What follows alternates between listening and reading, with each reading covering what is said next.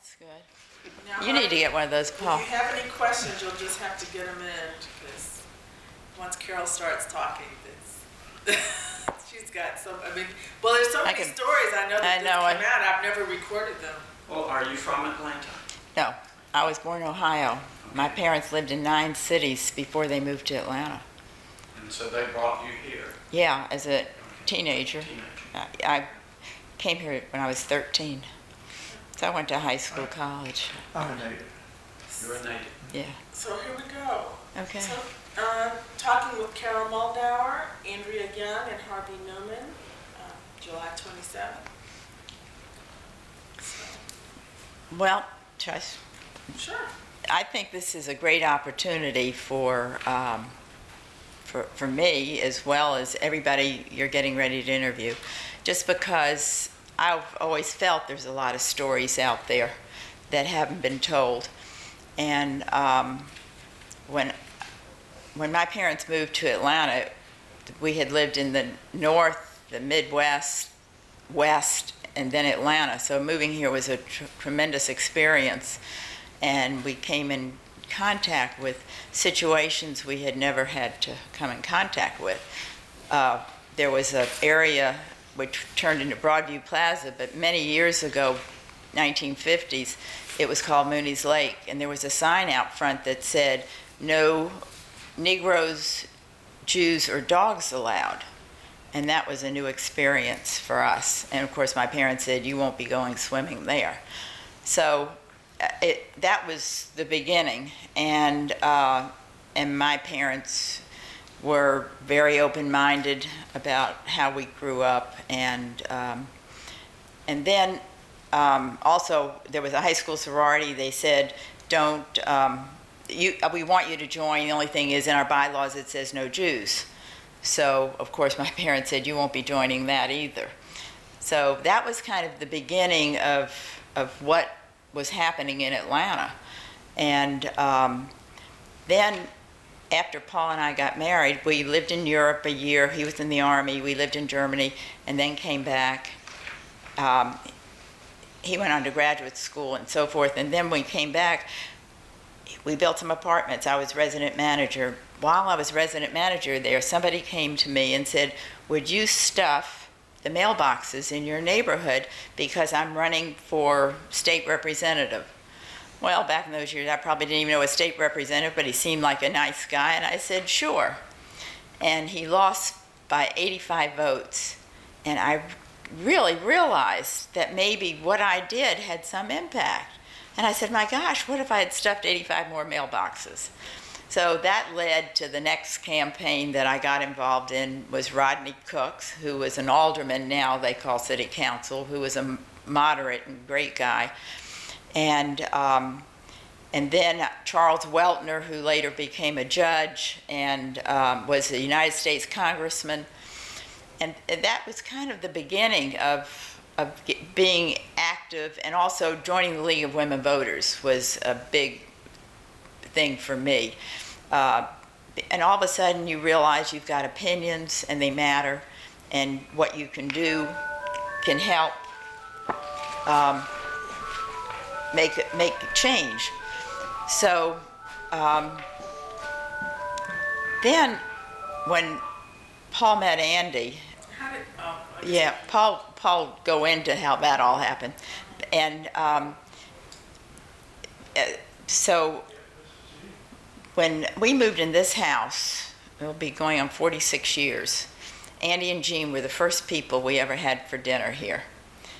And we had just barely moved in, and I remember we didn't even have a dining room table. We took the kitchen table and put it in the dining room because I wanted to eat in that room. And we became friends. We actually had met back in 64, 65.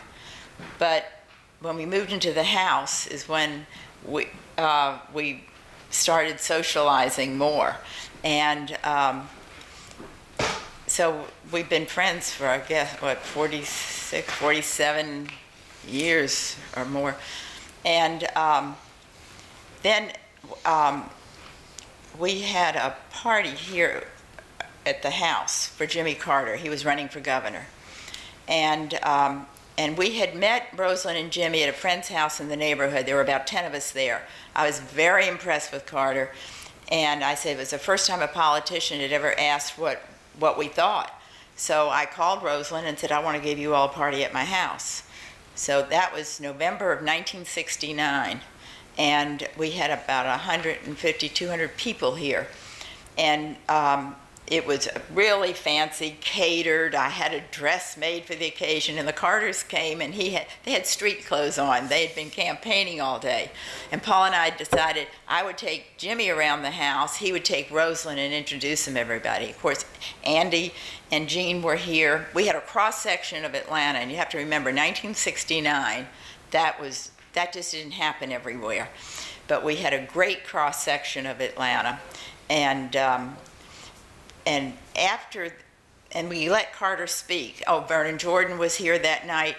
And after we let Carter speak, then Vernon said, I'm running for Congress. And I remember I was standing over there and I said, oh my gosh, Vernon didn't say anything. So Carter said, well, go ahead, speak. So he got up on the spiral staircase and gave a campaign speech. And Vernon never ran. And then 3 months later, Andy decided he was going to run. Of course, I think they had asked John Lewis, and he didn't want to run. Julian Bond didn't want to run unless he was guaranteed he was going to win. And the opposition in the Republican Party was Fletcher Thompson.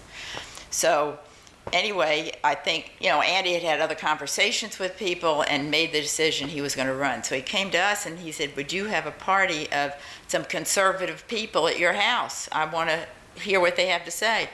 I said, that's no problem. I just have to invite my neighbors. So we had about 20, 25 people, and we were in the living room, and he sat in front of the fireplace, and they all sat around. They got here like 7, they left about midnight. They could have been gone, and I know that it was the first time any of them had ever sat in a living room with a black person. And they were so impressed, the next day they called me, and they said, can we work in the campaign? So that was kind of the beginning, and Andy felt good about that, that in his response and theirs. So I became the head of the precinct here, and we did all kinds of flyers, and I had a sister-in-law that made up poems, and we stuffed mailboxes. My daughter to this day would say, Mom, you wouldn't let us have dinner unless I stuffed 2,000 mailboxes. And Alan got involved in it unfortunately, took the car to knock down the opposition yard signs. And of course, I found out that later. But so anyway, Andy ran, lost the first campaign, and then we kept it together. Jack Watson was involved, Stu Eisenstadt was involved in that campaign. John Golden, just great people. So then when we kept everything together. Stephanie Manis and Bob Manis, she's a judge today, he's a psychologist. And what I did is I got a group of people in this neighborhood together, and we would have meetings over here and decide how we were going to campaign this neighborhood. So we had brochures, and we kept saying, gosh, if we just had Andy with us, he could convince them.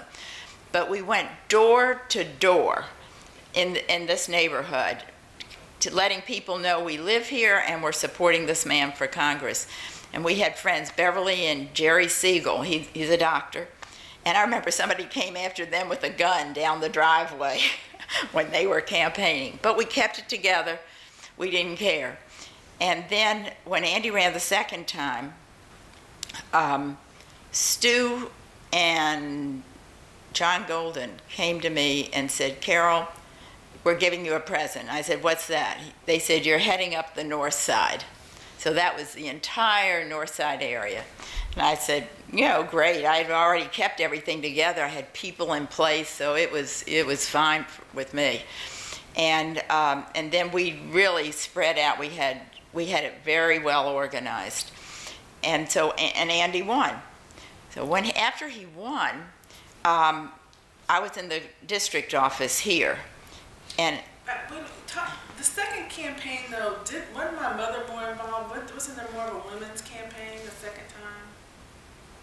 I was so focused on this area. I mean, we had women involved in the campaign. So, but I don't remember if about that. I just remember there were men, women, young people, all involved. So I don't remember, Maybe that was more the strategy for the South Side to get all the maybe. black teachers. Yeah. Oh, right. Oh, absolutely. And it was really divided up. The whole city was divided up. And we felt we had enough just from this north side. So, and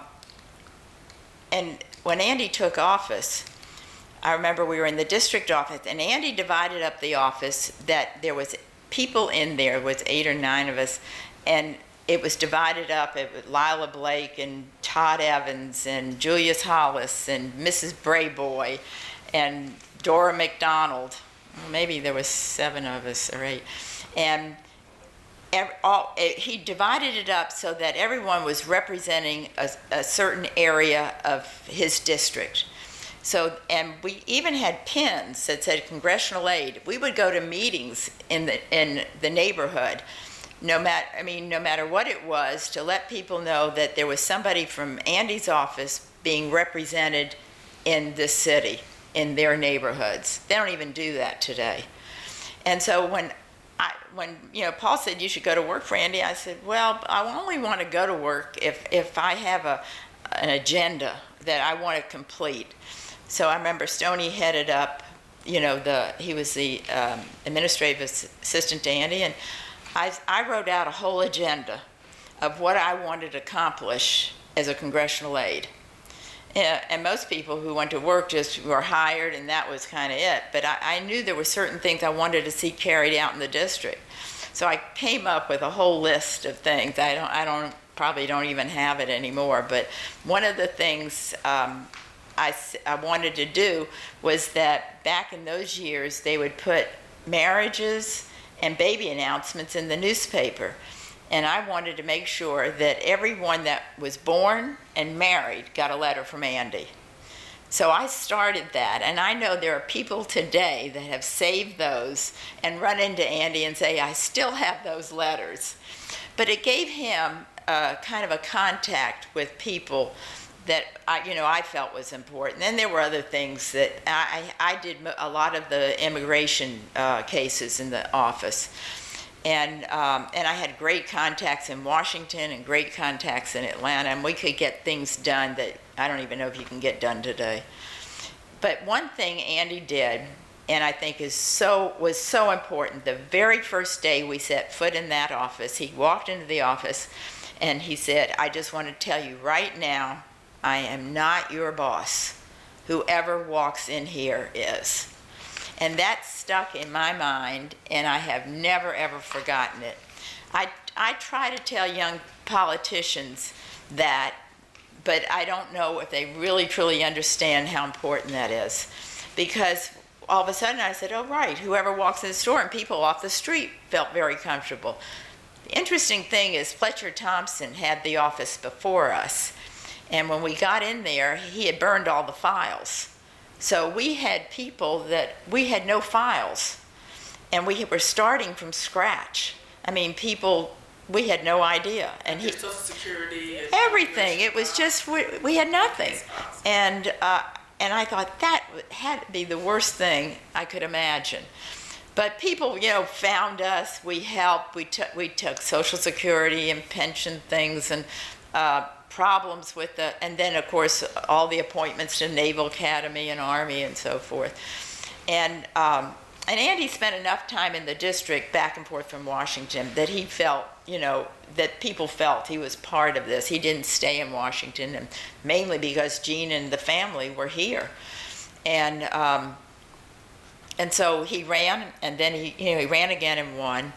And when he ran the second time, and then Carter decided he was going to run for president, I really wanted to go to work for Carter. So I told Andy that I wanted to take a leave of absence from the office and go to work for Carter. He thought that was fine.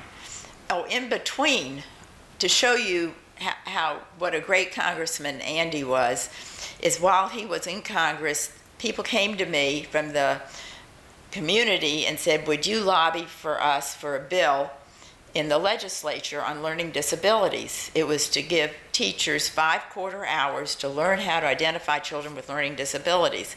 At that point, I didn't even know our son was dyslexic. And I said, sure. So I went over to the state legislature and I started lobbying. And then Georgia Association of Educators were furious because I was over there.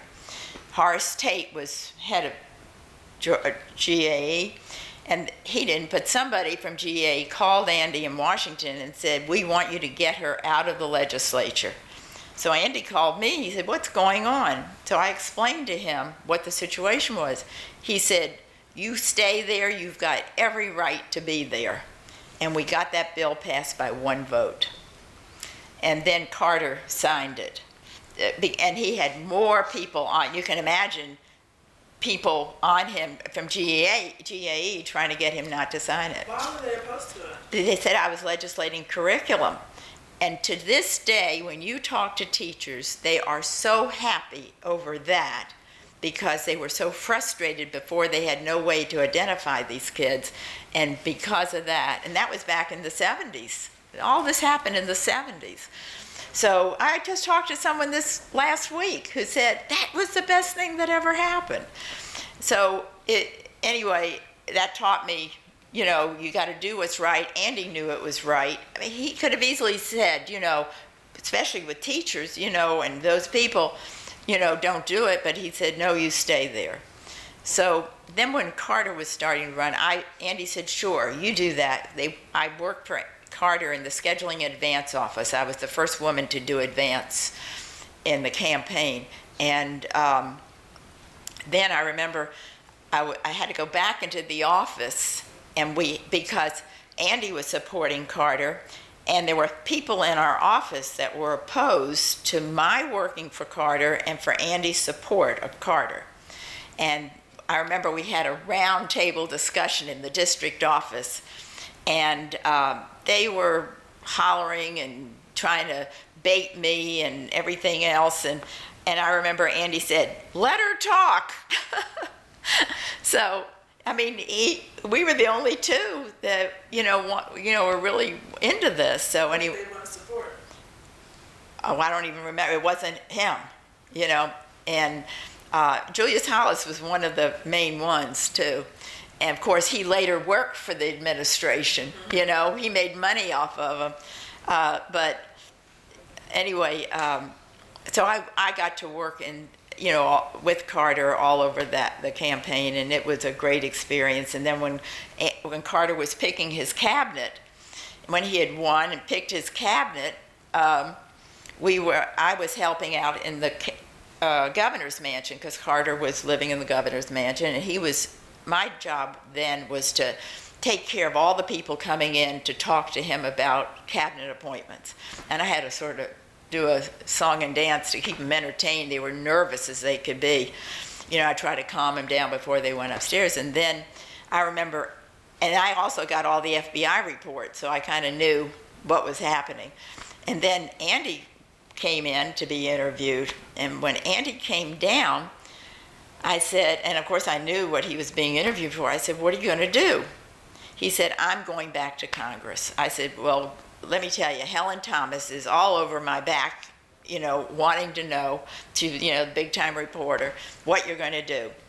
And so I went, and, she asked me, and I said, he just told me he's going back to Congress.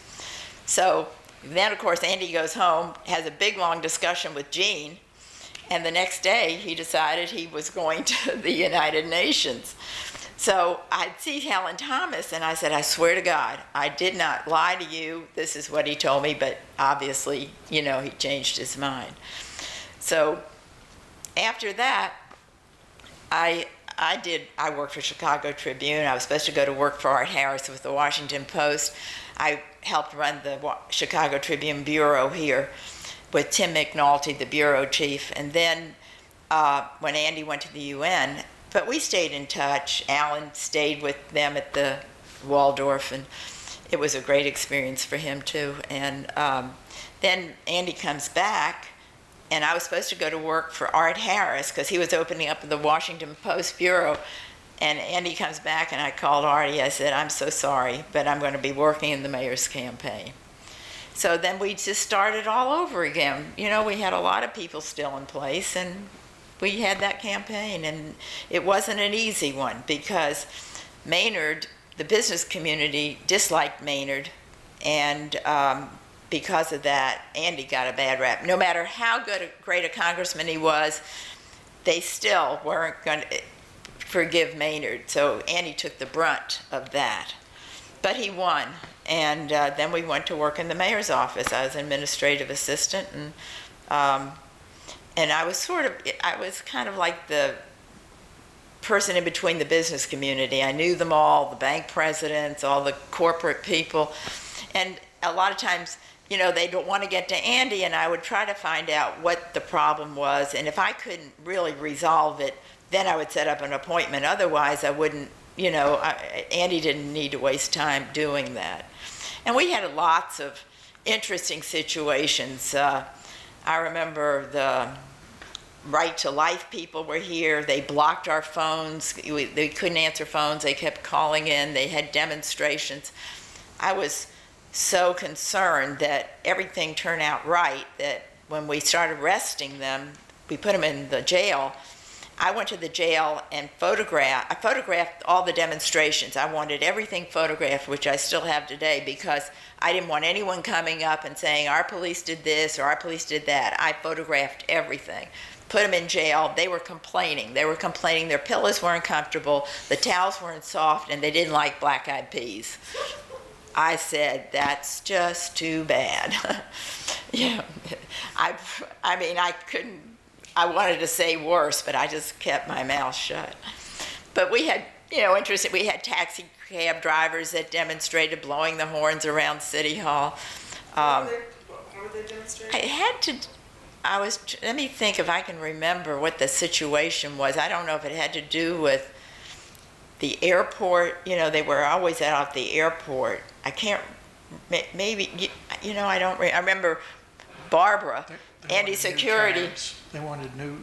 New. The city wanted them to have new cabs. Oh, clean up That their was cabs. one of the issues. That was one of the issues. We had a big meeting at the hotel with them because that was one of the issues. Andy thought their cab, you know, should be clean when people come in.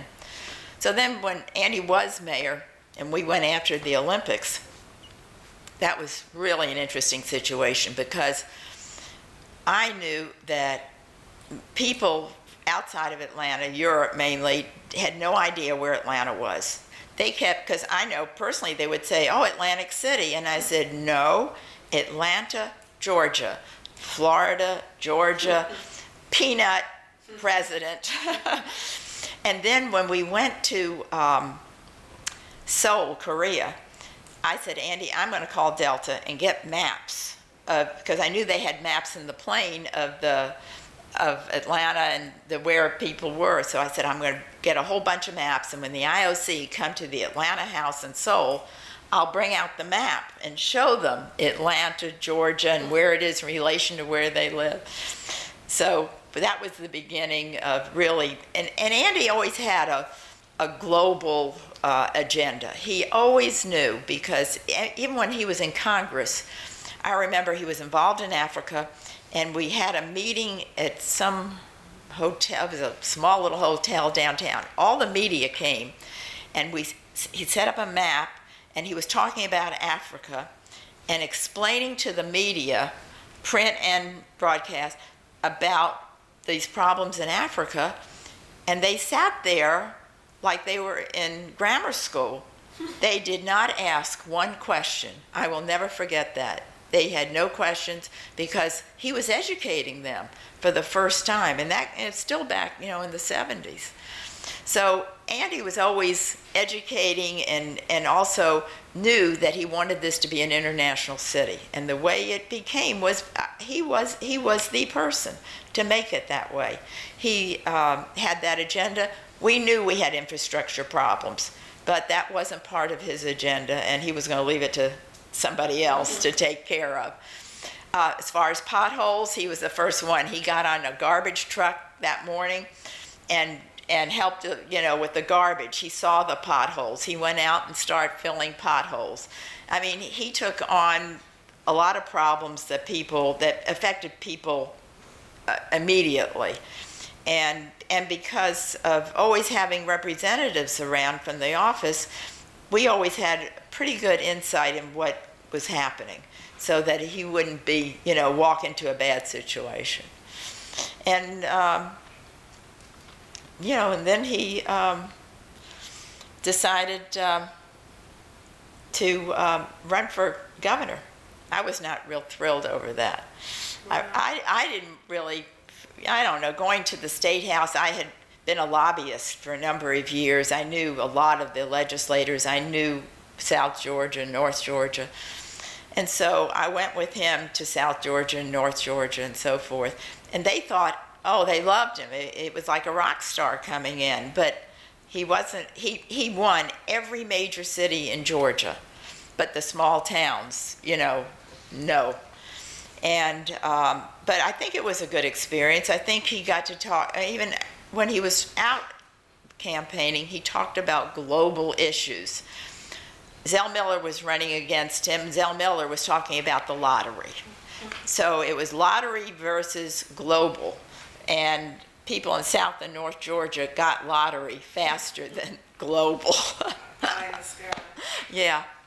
So, but it was, I think it was a great experience for Andy, because it really brought it all together. And there were great people involved in that campaign. And do you remember what you thought were you around that day when Billy Payne came in? Did you know Billy before? I didn't know Billy before. I knew Horace Sibley. I'd known Horace for many years. He was involved in Andy's congressional campaign and was an important person in that campaign, and probably was, I would think, one of the reasons Andy met with Billy Payne was because of Horace Sibley.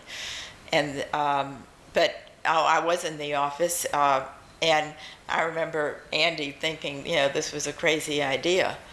But Andy signed off on it, which was why they won to begin with. And I remember when Paul and I were in Tokyo when they named it, I went over to the African delegation and I said to them, I want to thank you for what you did.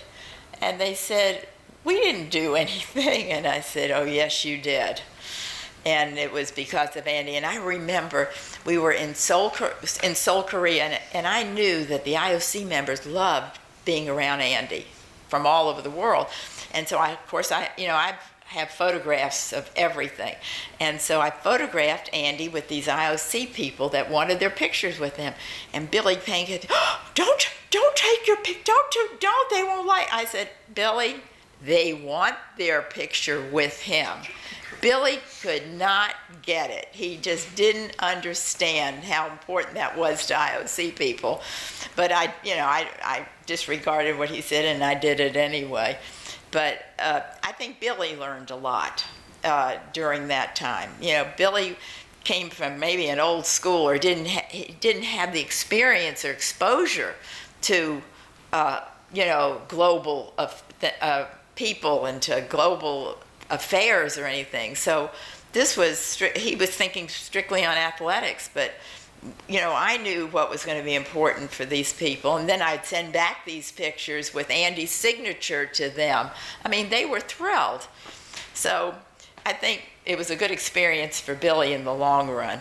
I think one problem I had with that one group, I mean, all of them individually great people, but I think Billy had wanted so much control, he left a lot of people out that should have been involved and weren't. And so I think that there were some mistakes made. And, and one of the things, I remember when they opened up the office over in, the Olympic office here, Andy's office was smaller than this area here, and it was inside, no windows. And I remember, I think I was with Sonia, we looked at this it was dark. It was tiny, it was just enough for a desk and a couple chairs. We were shocked that they would have given him that. And I don't know if it was Jesse Hill, somebody said something, and that office was changed, and he got a great corner office. I mean, can you picture people from all over the world coming to see him in this box? We were offended. You know, Andy, you know, he didn't care. We cared. So he got that larger office. But that shows you kind of the mentality of what was going on. Is that the Inforum building? Yeah, right. And things, you know, I guess got better after that. There were things I'm sure Paul can go into that happened that, you know, could have been better and didn't happen. But, you know, we've been friends all these years. And Paul and I have the privilege of being the godparents of Andrea's daughter, Taylor. And watching her grow up has been just incredible. I've got great pictures of Taylor when she was all ages. And I'll have to show those to you. And it's been great. I mean, knowing Andrea and her sisters has been great. I can tell you a funny story. When they were growing up, we had guinea pigs here. They were up in my studio at the time. And the girls came over and saw these wonderful guinea pigs in a cage. And they just fell in love with them. At that point, I had it with them. They were multiplying faster than I could feed them. So I said, if your mom says okay, you can have them. So they took them. And then I got a call from Jean saying, we want to give them back. I said, it's too late. I'm not taking them.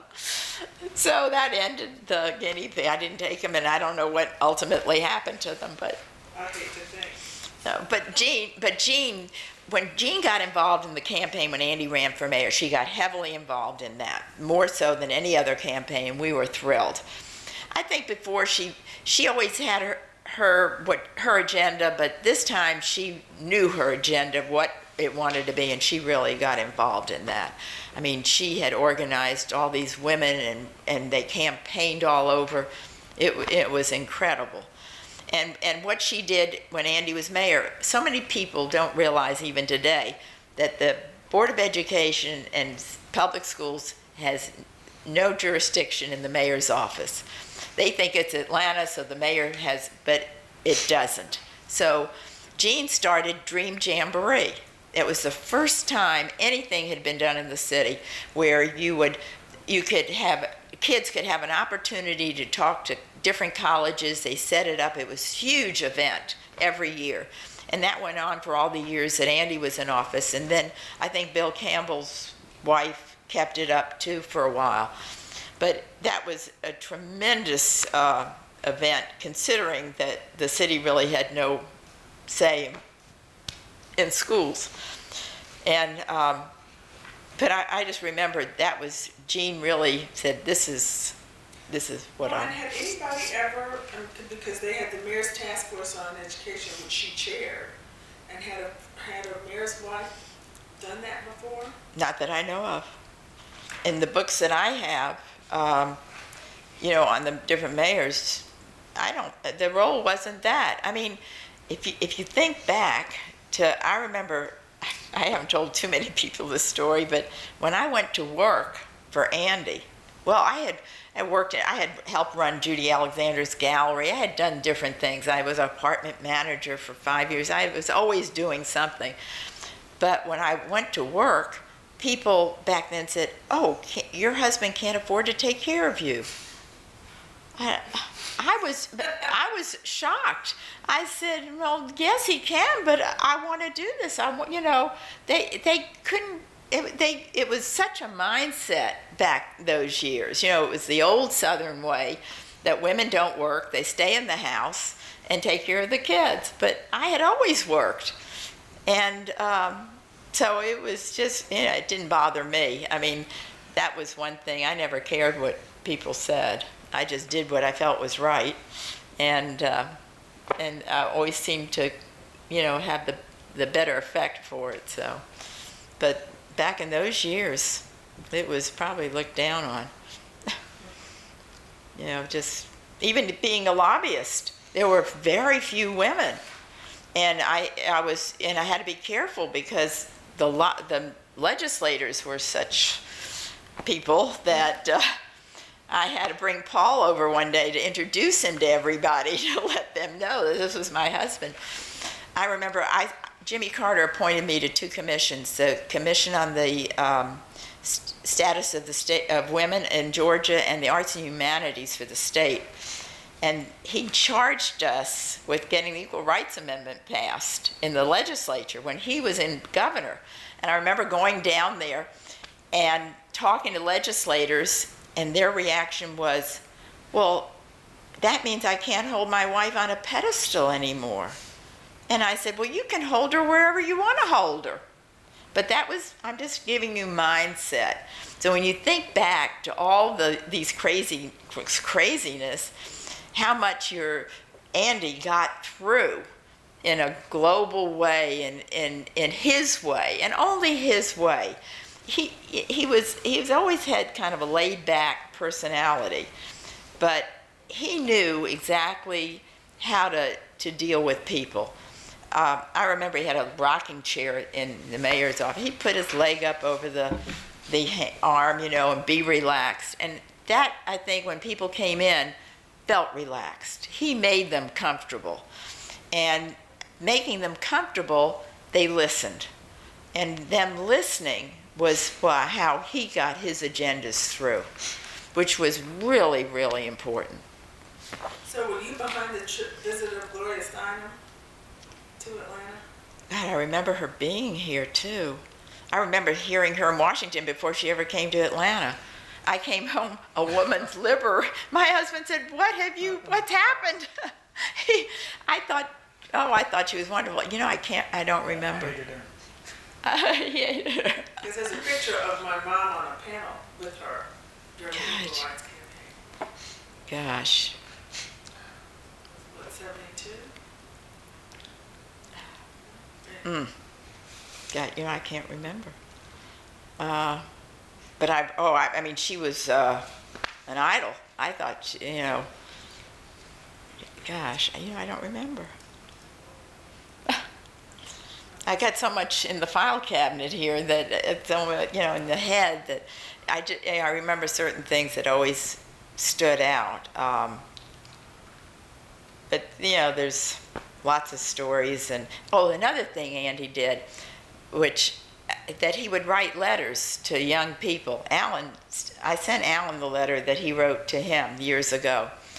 A funny incident, how Andy, when our son Alan was here, he wanted a motorbike. We were totally against a motorbike. And Andy came over, and Alan had locked himself in the bedroom. And Andy came over, and I said, why don't you come on over, you can have dinner, and while you're here, you can talk to Alan. So Andy knocks on Alan's door, and he lets Andy in, and they're in there talking.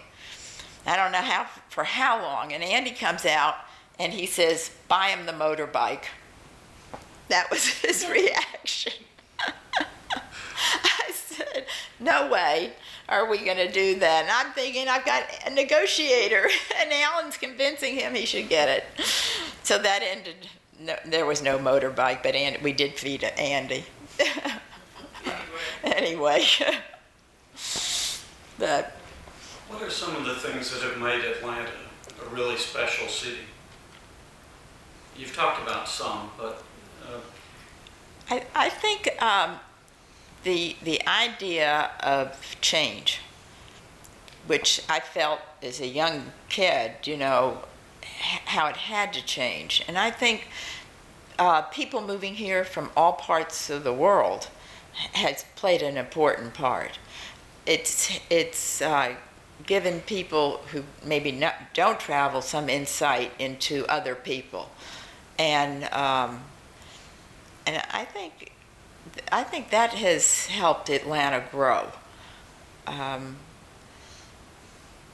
think that's probably one of the most important things. I think leadership, of course, and how it plays, and the leadership of our leaders. how people all over the United States and the world look at that. And I think Atlanta, because of Andy, they look at Atlanta now. I mean, Atlanta was never on national news. And when Andy started running is when the first time he was on national news. He was, they talk about Kasim Reed. Well, Andy was always in national news. So it played an important part, and people started, realizing, where is Atlanta? We had family members that would never come here because they thought we walked around without shoes. So, seriously. So, I mean, all of a sudden, Northerners are moving to Atlanta. And I think, that said something about what the message was, what the message Andy was saying. And it started growing. I remember Bill Marriott would not build a new hotel in this city until Andy became mayor. There was a big hole there. And Bill Marriott, I remember I got to know Bill Marriott, and he would not do anything until Andy became mayor. And then he built and built and built. It became a whole nother city. I remember Georgia State. Andy and I had a meeting with Noah Langsdale. And because Andy and I had decided we wanted dorms for Georgia State. I had gone to Georgia State, and I realized, and so anyway, Noah Langsdale came in the office. He was cordial as he could be and would not build any dorms at Georgia State.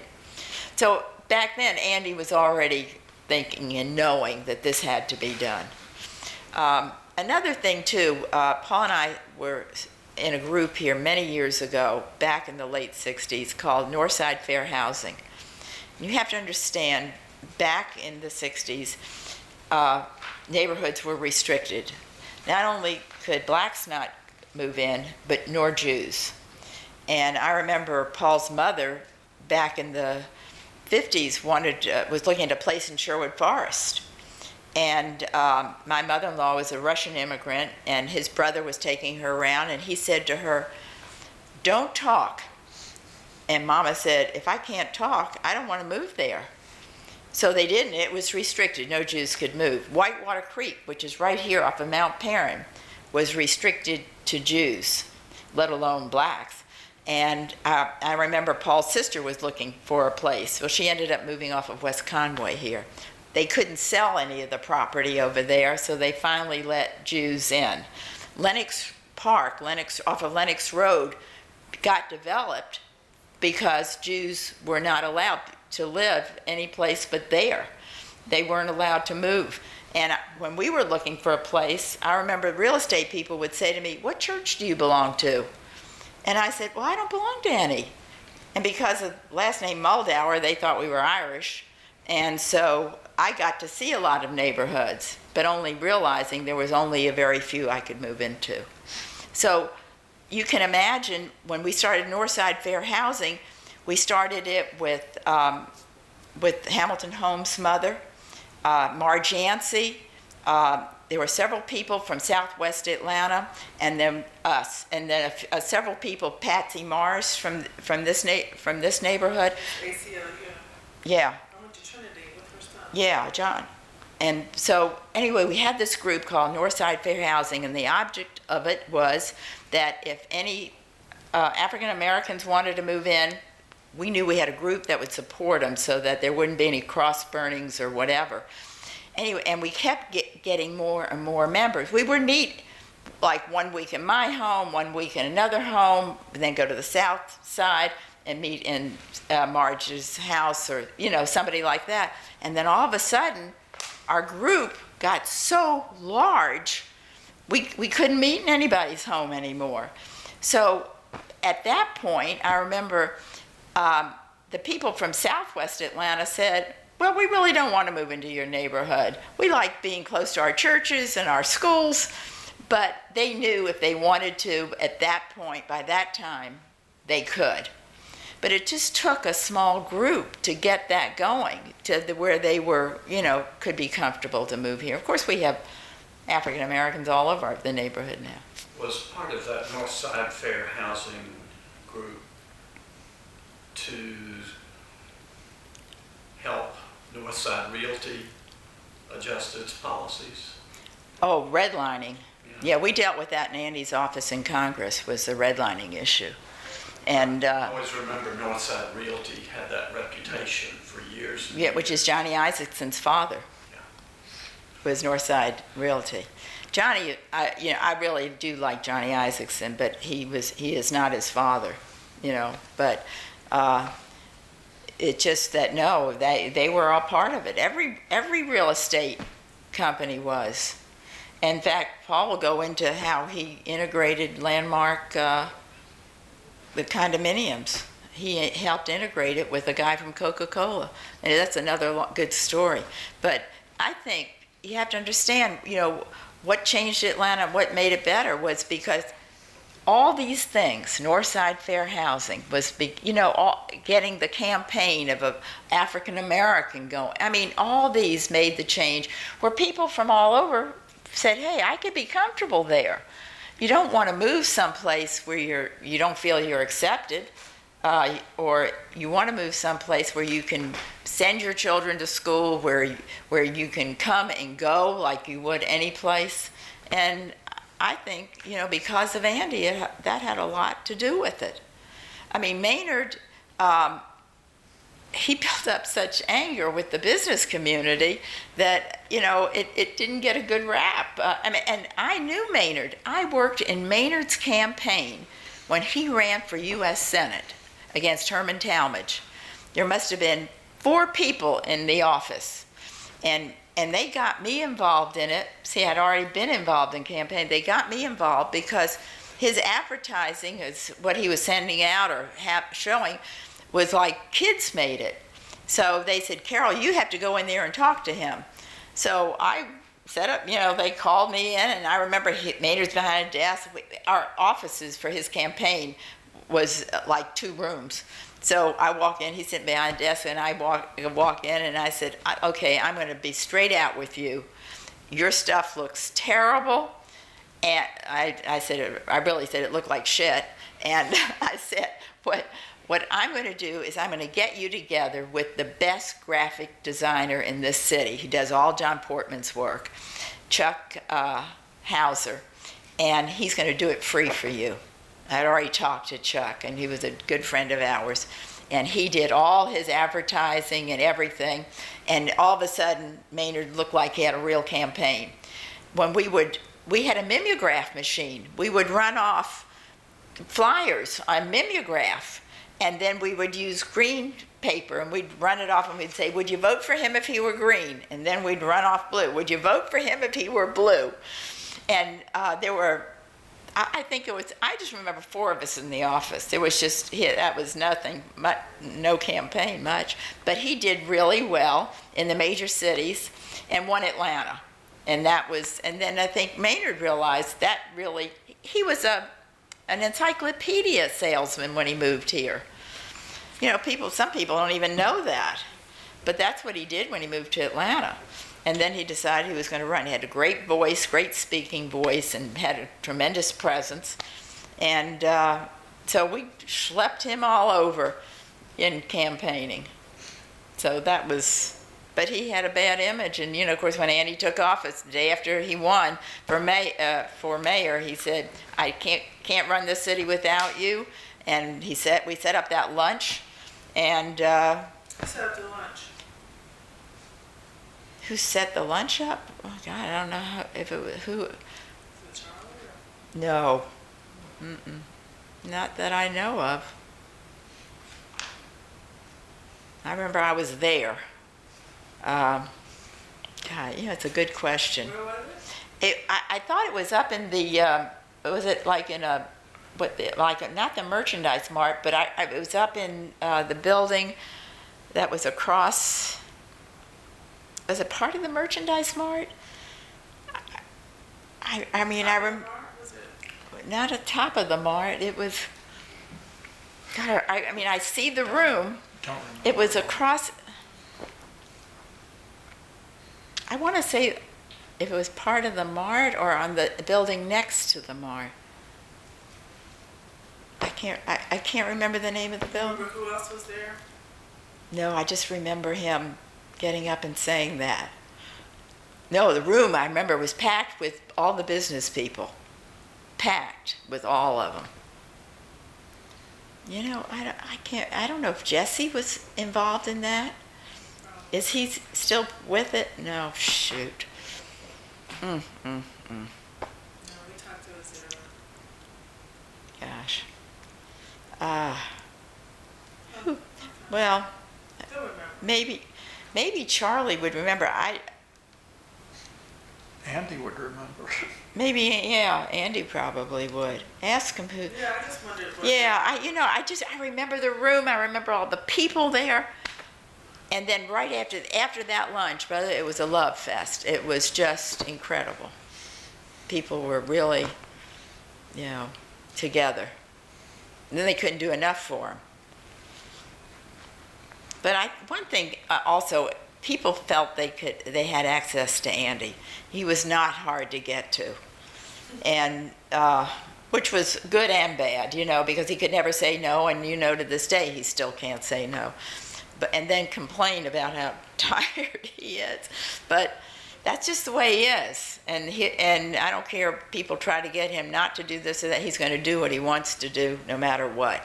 Your mom was good sometimes. She could really get to him and say enough. But she was about the only person that could do it.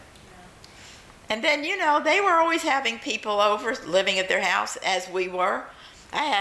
My house was full during the campaign. Every room I had people sleeping in here. And then Jesse Hill, I remember, would call. Tom Offenberger was here too, and he'd call him at 4 or 5 in the morning. And and I had Henry here, and a bunch of my house was full of people, but it always was. I think that's what was always fun with Andy and Jean and us, because we always had people living here. And it's kind of nice now not to do that.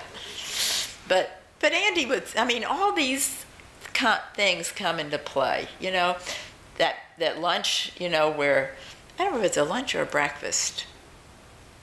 Somebody might remember, that all happened. I thought it was a lunch. Well, Chambers tends to do breakfast. Yeah, I can't remember. I just remember him. You walk in and he was at the front. But anyway, I think when people realized how open Atlanta was becoming, then it became a city, and it became an important city on the map. And then with the Olympics, that only made it where people understood where it was. But and I don't think really, and I'm not saying this because of it, but I don't think we've had that kind of leadership since Andy, and I think Kasim Reed will become the closest into doing that. I like Shirley. I've known Shirley since the 70s too, but her style is a bit different. It's abrupt. It's I remember Andy said, only Andy could do it. He said, yeah, she could crack your nuts. That was how he, she was tough. And then, of course, Andy was from the South, she was from the North. It was a different mindset. So it's, that's, basically it. I've got news clips. I have saved. Yeah, I'd like to see your clips. Oh God. I know you guys millions of them. To dig a, I've got all the clips and from all his stuff in files. It's down in that part of the basement. The next phase of Boxes this of will be a documentary film based on what we're doing now. And so we'll probably need access to some of that. Sure. We'll surely want to come back and film shorter, more focused interview. Oh yeah. I've got a thing of all the bumper stickers, all his bumper stickers. I've got so much stuff. I've got all his flyers from the congressional campaign. About 4 or 5, 6 boxes just full of material. In fact, we start shuffling it around because we had to push it back. It's in that, over there. And in fact, we put more junk over there. So I said, Paul, I've got to go through this. I've got to go through this. But when you're ready, if you let me know ahead, you know, because I got to bring it out. And we'll look at it in Paul's office. I don't dare bring it up here. So, and I mean, I've got so much, a lot. Take weeks to, Yeah, because it goes back to, you know, in fact, I have files on different people that I thought might run against him. Isn't that awful? Let's see your file on Fletcher Thompson. I wonder if I've got that. Oh, I've got all about the Black Panther stuff too, when the ABC made the apology. All that. Oh yeah. I was so upset over that. I forget about that. Yeah, they thought Fletcher had him pictured as a Black Panther, and that's how he lost the first campaign. Fletcher was using Nixon's people for his campaign. So Fletcher would have this film, and he would go all over the city showing this picture that had a movie had been doctored of Andy, making him look like this Black Panther. Now, who has that film to the ABC, I'm sure, would have that someplace in there. We never had the film, but we saw it over and over every time. I've seen it. And- I know what it's in, and I have. I didn't call her about it. Well, I've got the, Guggenheim made a documentary on that campaign, really? Huh. and it's in there. Because I have the thing from ABC. And then when you get That, back, you know, where they, we'll- but the Black Panthers, we were at the Jewish Community Center, and they show up, and Andy was furious. He Can you talk about that, the sort of... the Black Panther was trying to get him to be on their side, and Andy was the furthest thing from a Black Panther.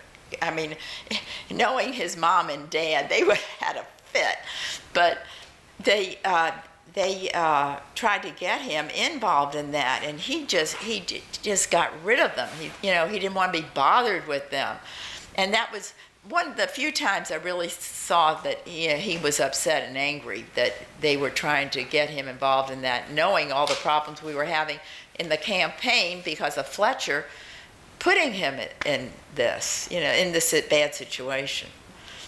But every place we went, we had to live through that film.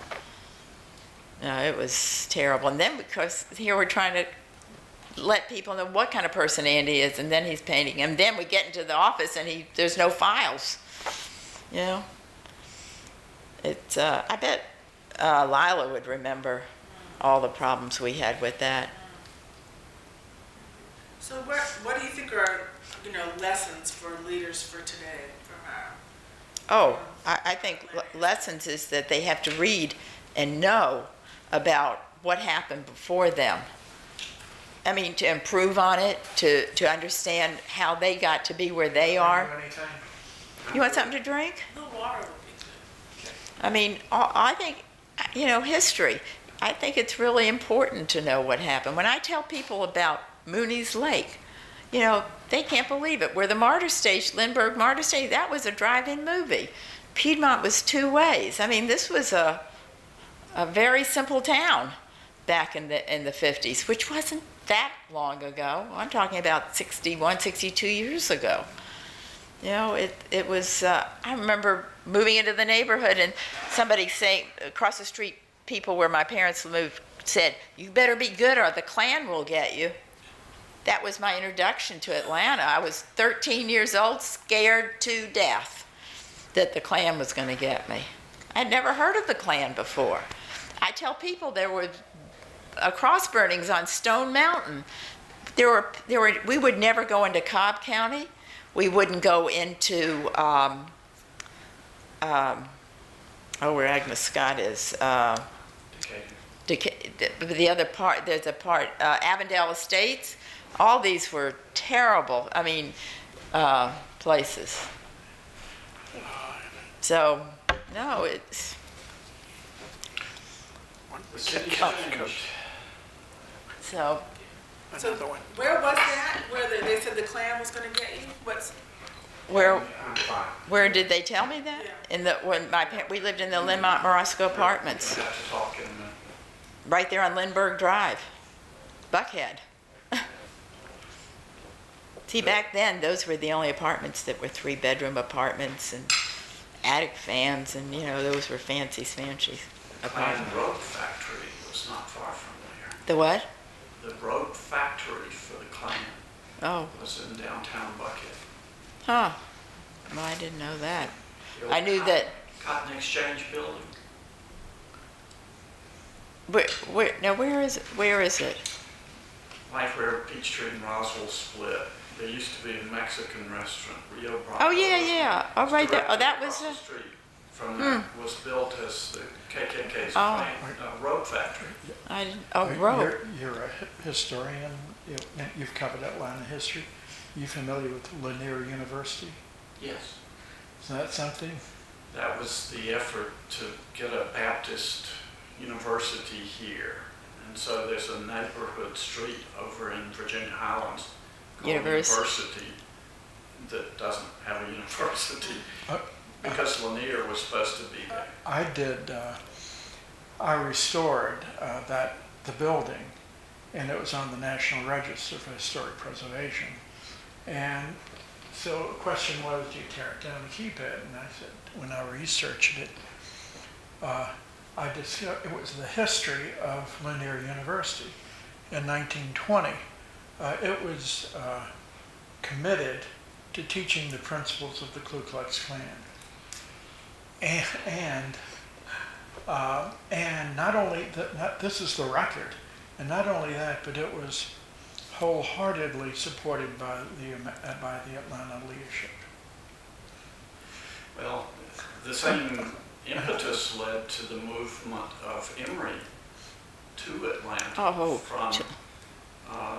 that was in the same time To period. talk about Emory, when I was growing up, there was a limit to how many Jews would be allowed to enter Emory.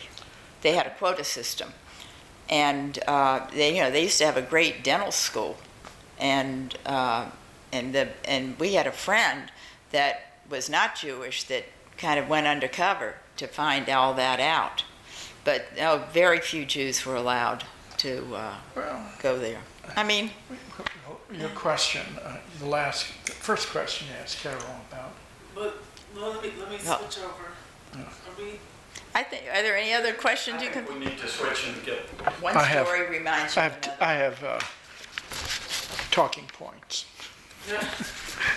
because my memory is not as good as Carol's. She remembers everything, and I'm well. Tell me when we should start. I've been trying to think of the name of an African-American dermatologist who lives on Regency, or did. Oh, yeah. Not Harris. Harris, yeah, we knew them. They lived next door to the Writers. Wasn't Harris, He has a reputation as being the best in the Atlanta. best. Oh, I know that guy. It's not, Wasn't his office on West Paces Ferry? Yes. He used to be, he was Yeah. like the best. When I was in high school, that was like. Not Harris. I don't remember his background. It was an I H. don't know why I can't think of his name. Harris. I can see him. Oh, yeah, his wife. We bought his old house when he moved to Regency, Oh, where was that? over near Chastain. Oh, really? So we lived there for 27 years. What street? Millbrook. Oh, yeah, I know exactly. You know who lived on Millbrook was Barbara Asher. They were our backdoor neighbors. Yeah. They lived on Brook Hollow. Brook Hollow, but all those streets, John Golden Yeah. they all lived on that street. Norman and Barbara. Barbara were our backdoor neighbors Yeah. for many, many Yeah, years. we see Norman every so often. Give him my regards when you do. Yeah, I will. So that's why you know everybody, because you went door to door in the whole neighborhood. I mean, for years, because, I mean, Yeah, he had bought that house and was anxious to sell this one. And so we had moved from DeKalb County into the city on Blanton Road oh, yeah. and stayed there for just a couple of years and then decided to move over to Millbrook. So we bought his house. I'll be darned. I want to say, it's not Harris. It starts with an H, though. We got his mail for years. Yeah. I mean, Yeah. on the mailing list that you stay on for decades. They still get mail from me over there. We had friends, Canadians, that lived next door to him over on Regency, so we were over there a lot.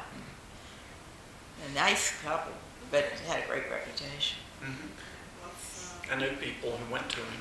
Oh yeah, if you could get in. Paul, so interviewing Paul Muldawer, Andrea Young, hardly knew. I'll let you start your talking. Okay, I will. Let me just say, I am an Atlanta native. I grew up in the Grant Park area, the South Side. My parents, both of my parents, were immigrants from Russia, and incredible stories they had. And I sort of grew up, my father had a delicatessen downtown, right in the heart of Atlanta. So I grew up in an urban setting. I was raised by our housekeeper, our maid, and my best friends were the African Americans that worked in the store. So I grew up very comfortably with a diverse group, you would say. My parents were very liberal. They loved Roosevelt. And my father's very good friend at Vic's at the store was Ralph McGill. He, as a matter of fact, he spoke at my bar mitzvah. Bar mitzvah was in my house. It was not a big orgy. It was just a The editor of the. yeah, of course, everyone knows who Ralph McGill is. I'm going to jump over to coming back from graduate school at Penn.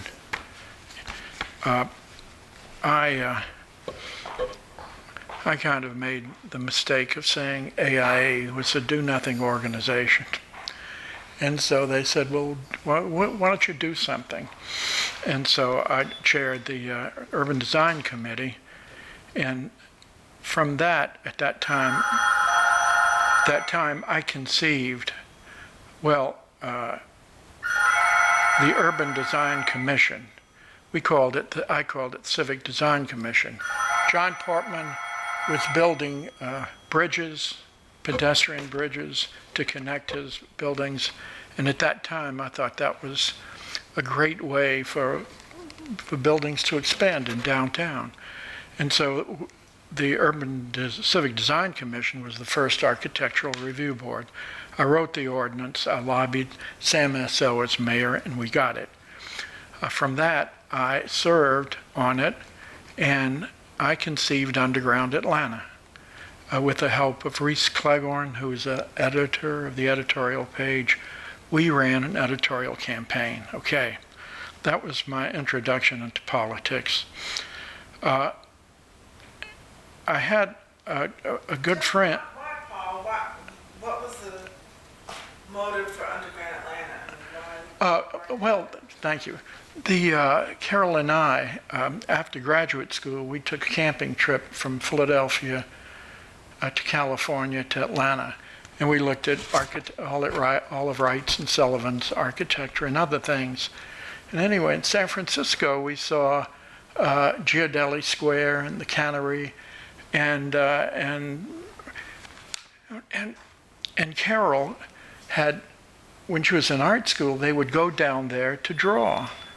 And she took me down there, and we said, my God, this could be another entertainment center, like Cannery and Giardelli and other places. And so I had conceived the notion, this is Underground, and I even named it Underground. And Reese started writing editorial campaign, editorial columns, and we promoted the idea. And this is the first Underground. The first Underground, okay. And I'll come back to that. A good one.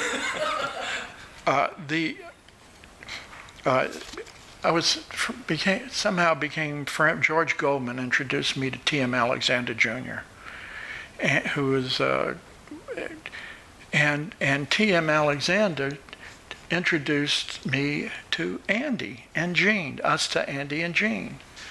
And I was just terribly impressed with them. And when Andy talked about poetry that he wrote, God, this, I thought he was a neat person. Then they asked me to design their house. And I designed a contemporary home on Peyton Road and off Peyton Road. And it was kind of a meeting place, for people to come. And I think it reflected his lifestyle and his position at that time with SCLC. And in designing a home for a family, you really get to know the family. And so I got to know the family and just fell in love with them. Then Andy was showing his lot to some friends, and there was a house being built on it. And T.M. Alexander had sold that lot to somebody else because he got more money for it. And Gene just exploded. Andy, of course, forgave him, and I don't think Gene ever did. Then I met Jim Robinson, who was a housing consultant, attorney and housing consultant for SCLC. And we started, we worked together. In fact, he took me to an SCLC meeting, and I never will forget, Reverend Bennett kept falling asleep, and Andy kept yelling at him to,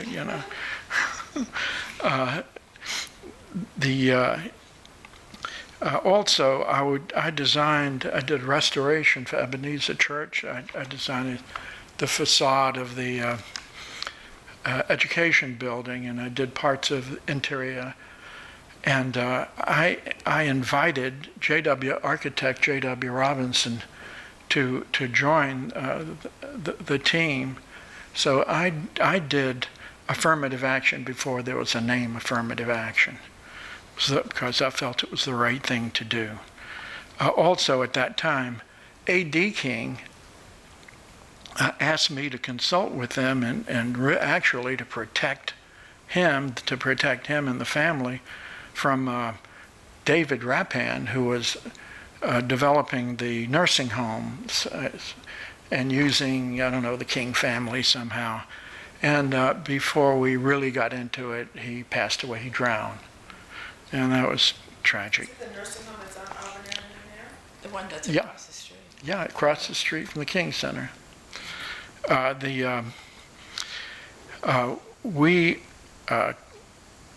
It was interesting. We were honored to go to a party at Dr. Martin Luther King's home, and Coretta cooked fried chicken, and it was Tom Offenberger and us were the only white people there, and they. That Tom was working for SLC. He had started way back. When during the 60s. And they were celebrating Andy's birthday. Andy and Hosea and Blackwell, all their birthdays were at the same time. And Hosea gave Andy a T-shirt that said Uncle Tom. and it was an incredible thing. They did a lot of singing. They sang Alpha songs. Alpha was their fraternity, and it was interesting, very fun. Martin backed up into a statue. Yeah. At any rate, then Andy decides to run for Congress, and Carol went through a lot of that against Fletcher Thompson, and. Back then, we met, and we made friends with so many young, idealistic people. And because there was this atmosphere of bigotry, we just felt that we were special, that we were, we had a challenge there. Then. Of course, Carol was heavily involved in organization.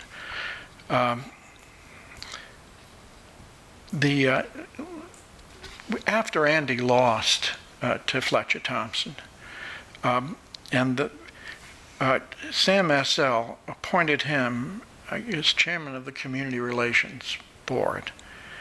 And at that time, the issue was rapid transit. And traffic had stopped in Atlanta, virtually stopped. And we got word that a city development and investment would not come in unless we did something about our transportation problem. Sounds like today, doesn't it?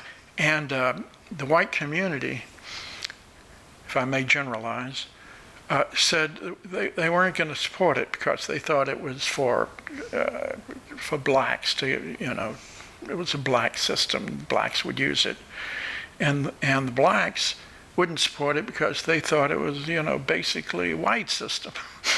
And Andy somehow negotiated that, and he also delivered the black vote.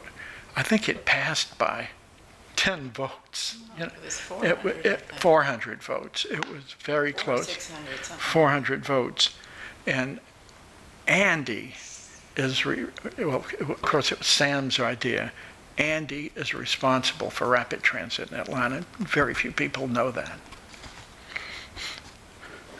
Okay. May I ask a question about that? Tell me again, what was his role in the campaign, just to deliver the African American support? Well, his campaign, he was head of the Community Relations Commission, and it was to sell the concept. Then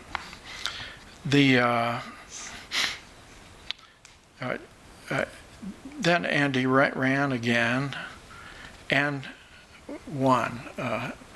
It was really great.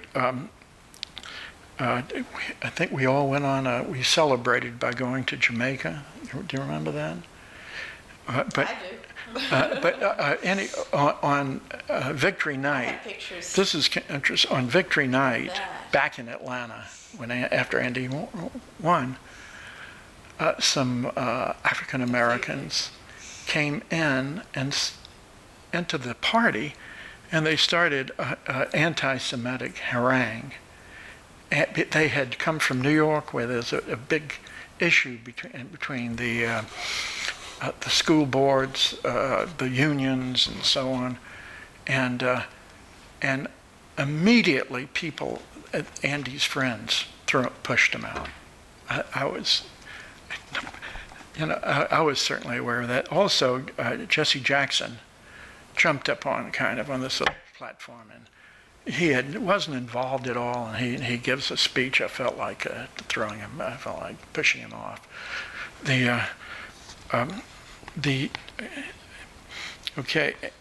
When Andy is mayor. No, I'm sorry, Congress. Andy is a congressman.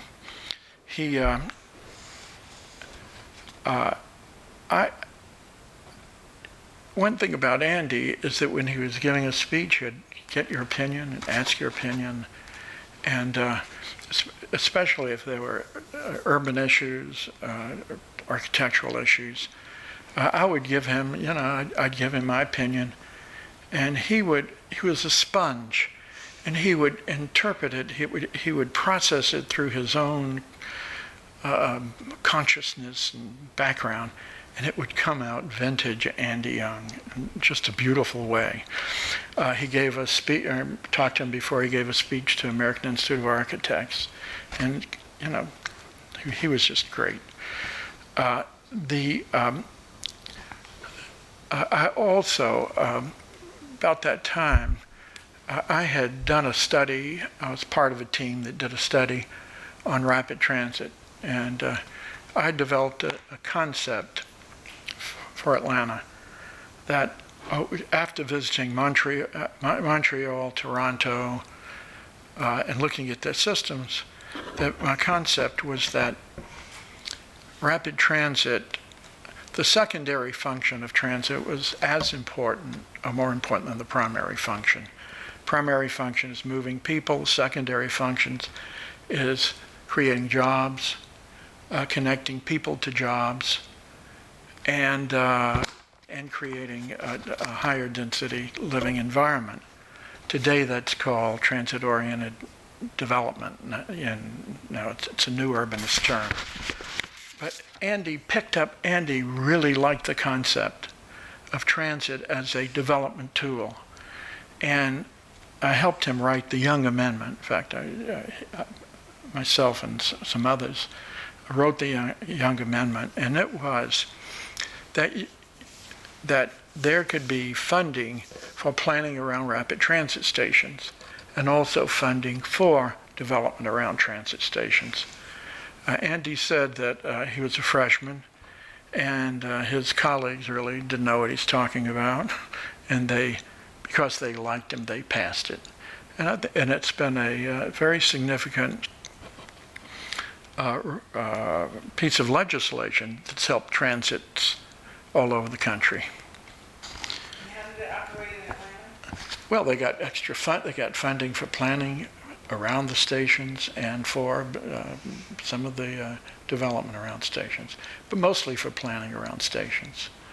Well, and when he was mayor, we brought in the guy from Washington. We wined and dined him. He brought him over here for dinner, and then he ended up giving Andy a lot of money for transportation in Atlanta when he was mayor too. And That's right. Andy would remember his name. Is that Howard? Yeah, I picked him up at the airport and yeah, put him at the Ritz-Carlton downtown in the biggest room they had. He told me he measured it 90 feet. Okay, while he was in Congress, oh God, we did that. Then he, of course, was appointed. Then Jimmy Carter is elected, and appoints Andy to ambassador to the United Nations. Then Andy had the UN problem where that was very controversial. It dealt with speaking to the PLO, the representative to the PLO. Andy, the Jewish community just went ballistic on that issue. Andy explained it to us, and I knew that he absolutely was not anti-Semitic at all. I understand his motives for speaking and his style, and I totally believe him. I got a lot of pressure from the Jewish community, not to discontinue in my support of him, which I ignored. Also, I set up meetings with Jewish leaders individually so Andy could go talk to them too. So it made it more, so that was more important they understand. Okay, so Andy runs for mayor and wins, and I got a little mixed up. He wins, and the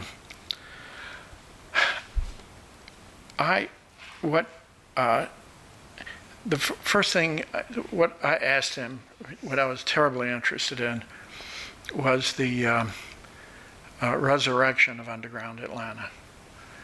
And I really wanted to design it, to work on it, but I'm not sure what happened. But they gave that work to a New York architect with a minority firm, and before I could blink. But what Andy wanted me to do was to work on the Presidential Parkway. DOT was building a highway, an artery from downtown to Decatur, and they were going through Druid Hills and through 5 neighborhoods. And in the planning discussions, each neighborhood wanted to put the artery on the next neighborhood.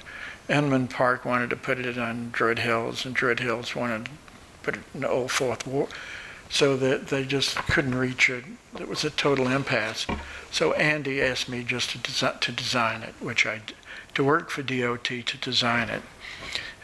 He also wanted me to keep DOT in check, because they have a tendency to build highways rather than sensitive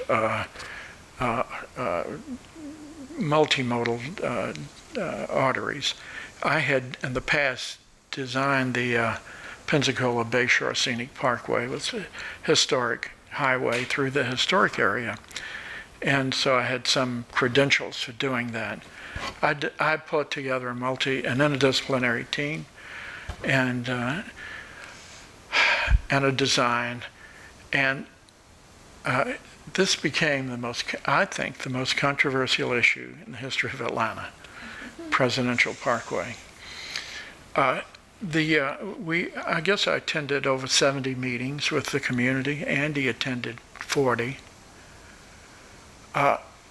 They were so rude. They were so obnoxious to him. And Andy told our little team, that we would be like Gandhi.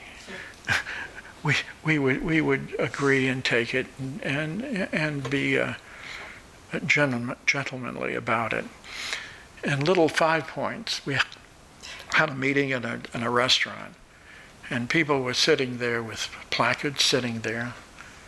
And one guy, after Andy talked, came up with a guitar and in his face played the song that he had written to Andy. You're an idiot, you're stupid, you're destroying our neighborhood. It was shocking, and we took it. How about them calling you a prostitute? Yeah, then one of them called me a prostitute, and Andy said, if someone who thinks is a prostitute, then he's a prostitute. So okay, let me regress a little bit. When Andy ran for mayor, I'm going to backtrack, he ran against Sidney Marcus. Sidney Marcus was one of my brother's best friends. We grew up together. Sidney Marcus was also Jewish. And here's State representative. State representative, awfully very personable guy, but I knew him too well. Not smart. And he was in the kind of roofing and siding business. The Atlanta power structure, he was their White Hope, and they touted him as the business leader. And we know he actually worked for his brother-in-law's roofing and siding business.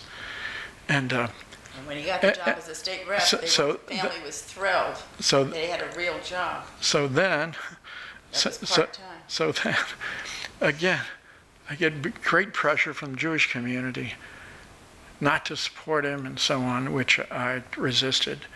I'll have to say that I believe it affected my career. I was interviewed to design a synagogue, one of the people interviewed, and the only questions was about Andy Young. And of course I didn't get the job. I had designed several anyway.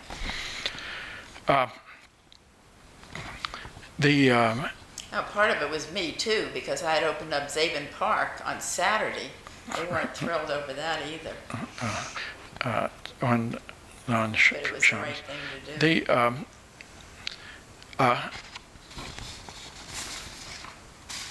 So what finally happened?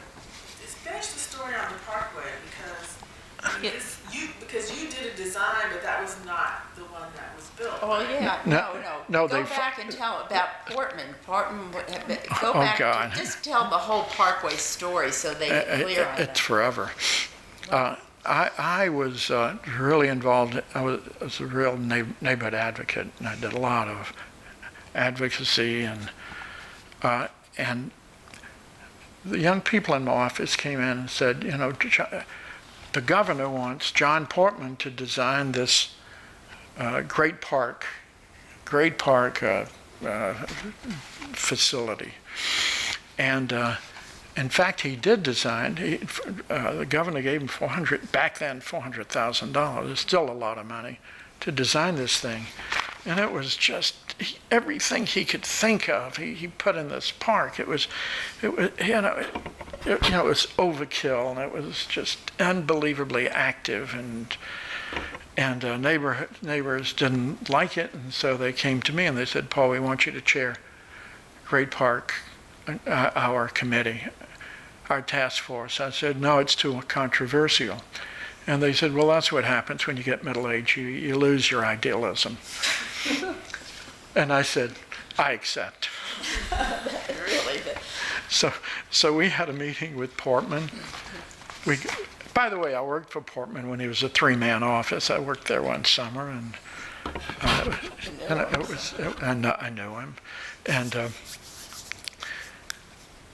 we went to his meeting at his office, and we go up the escalator, and there are two Vestal versions, two women, two beautiful model women there, and receptionist, and they lead us into his conference room, and then we're sitting, my committee from Old Fourth Ward and Midtown, and we're sitting around the table, and Portman walks in, and he has his planner, who's an Iranian man, and his assistant rolls out the plans, one sheet, and Portman explains it, and he is not the most articulate person in the world, and then he yells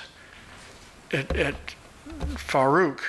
I remember the name. He yells at Farouk for not turning the pages fast enough. It's like here's his slave. It was just his demeanor and his arrogance was just unbelievable. Anyway, we questioned him. We didn't agree. We didn't buy it. Went back and talked to Bill Shipp, who was the political writer for AJC, and told him the story. And he did an editorial called Six Flags Over Kudzu about Portman's plan. Anyway, because by then, the Great Park was nothing but kudzu.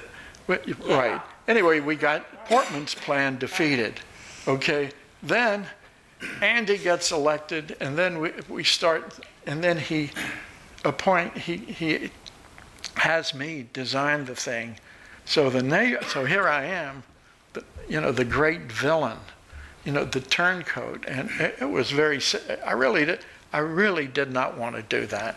But if the mayor asked you to do something... I remember you and Andy sat in Andy's office on the coffee table and started sketching out. So stuff. That's how that.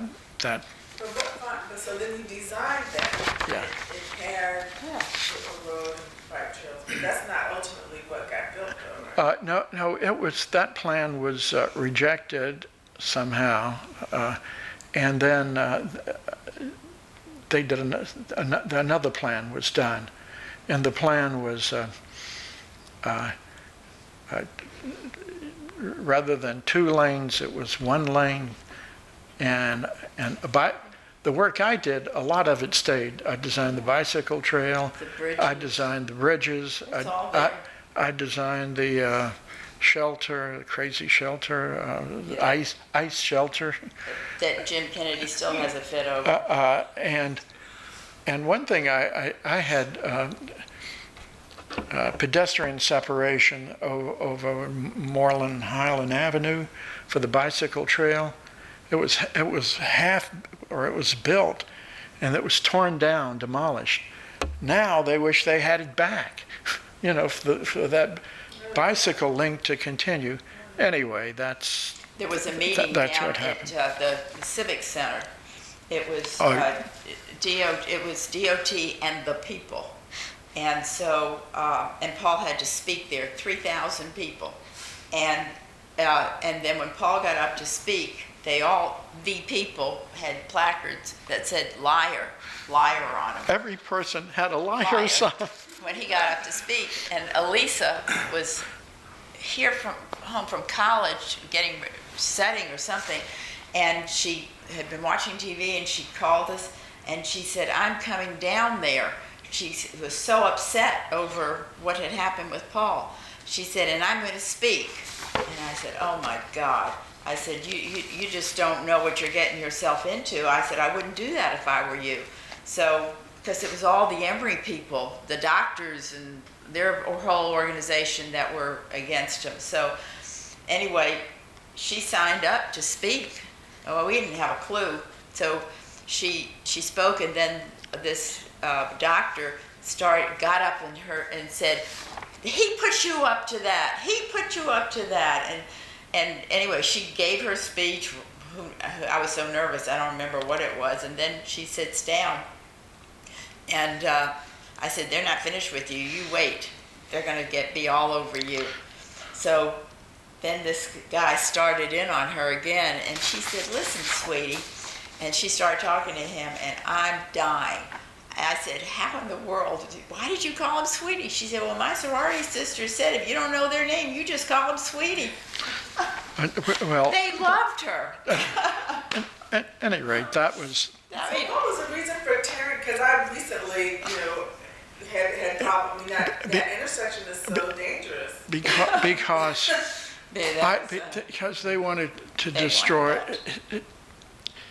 It was just such paranoia. They wanted to destroy everything about the Parkway. The neighborhood group. It was Great Park Inc. Great Park Inc. They were so crazy. Olmsted. This is Olmsted Park. Olmsted, who historically I know quite well, lined all of his boulevards. He invented expressways. He lined all of his boulevards with trees, so it gave the boulevard a character and an identity.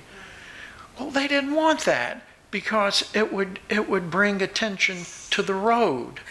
So so the land. By the way, I did the second landscape plan, and so there had to be a scattering of trees and they didn't want so it was because of their input.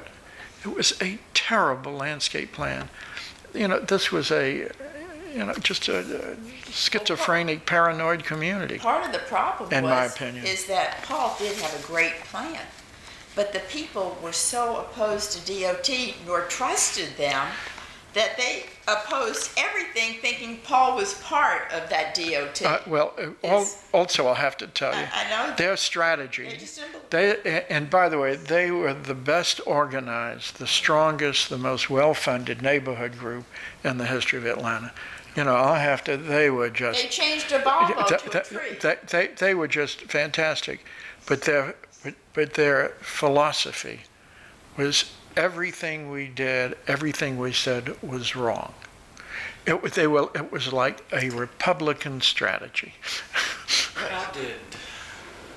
I've always thought or heard the story that Leon Eplin convened a meeting and finally hammered out some sort of compromise that created sort of what we have now. That's right. That was correct. But you got to be careful, Leon. He likes to take credit for a lot of things he never did. Well, again, I'm just We know asking him out from of way ignorance. back. Okay, let me jump over to the Olympic. That's how we finally got. And then did something happen where people got lost finding the Carter Center? That's a story Daddy told. Okay. Finally, an editorial that just said this is ridiculous. We have to do something.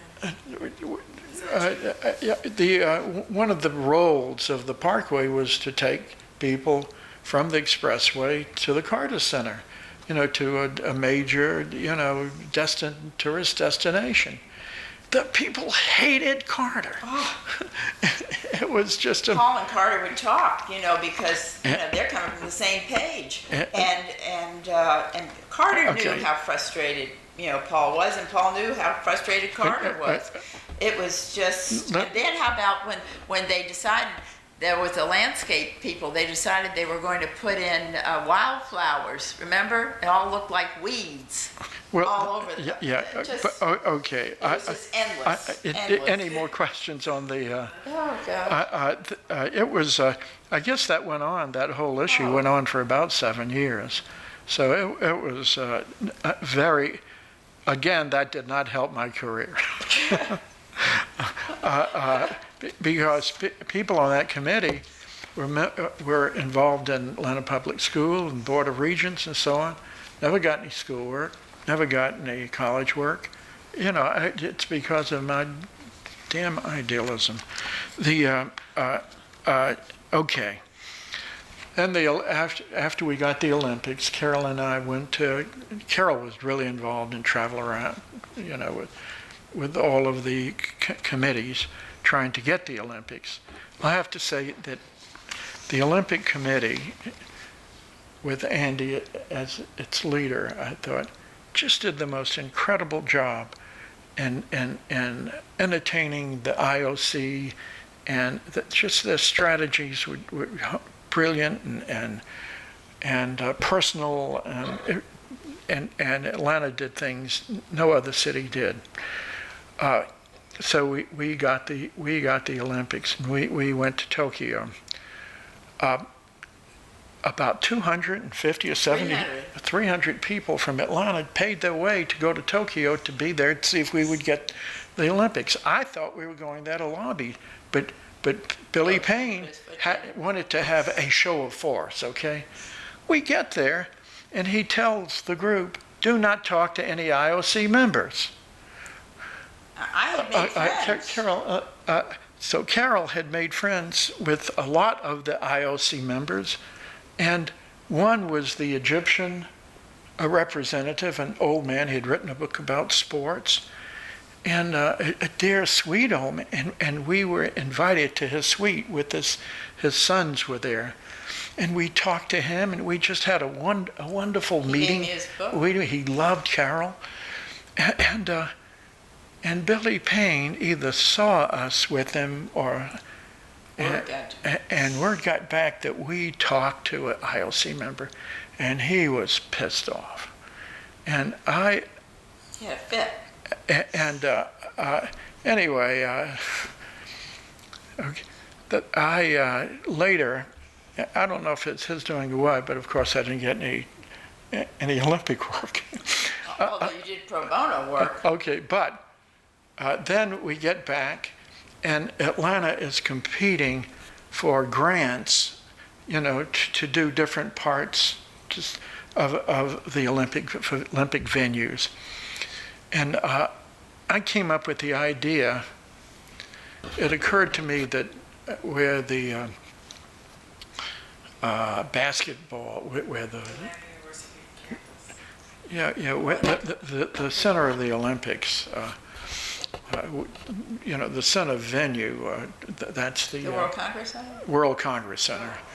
What's kind of a center, and I saw the opportunity to create a pedestrian way that linked all of AU, all of their campuses, because they were disjointed and they were isolated, and so I designed what I call the Olympic Promenade, that would not only be a pedestrian linkage, but be a stage for events, for art, for various cultural things, and Washington said that was the best proposal they had seen from Atlanta. And by the way, Leon Epplin didn't like it because he didn't do it. Paul worked with Leon on other things. I have no respect for Leon. So then they got the grant to study, and so I had to compete for it. So I put together a team with a minority engineering firm, Russell, whoever, a very fine, competent engineering firm, and we competed. By the way, we didn't get shortlisted. And AU Center, who I had done this pro bono work, didn't support me. And not only did I do that, but I was the brains behind the medical school getting drug testing facility. I helped them, I lobbied for that. Anyway, I didn't get shortlisted, and I talked to you. I had a meeting with Andy, and I told him a story. And Andy said, Paul, in all friendship, he said, Paul, this is not the time for a small white firm in Atlanta. And, if you're a larger white firm, you joint venture. You produce people. And so when he said that, a flash went off. From that time, I removed myself from emotionally from Atlanta. I started working in the suburbs. I started doing traditional town planning, became a new urbanist. I kind of re-engineered myself. I did comprehensive plans for McDonough, for Ackworth, for Swanee, for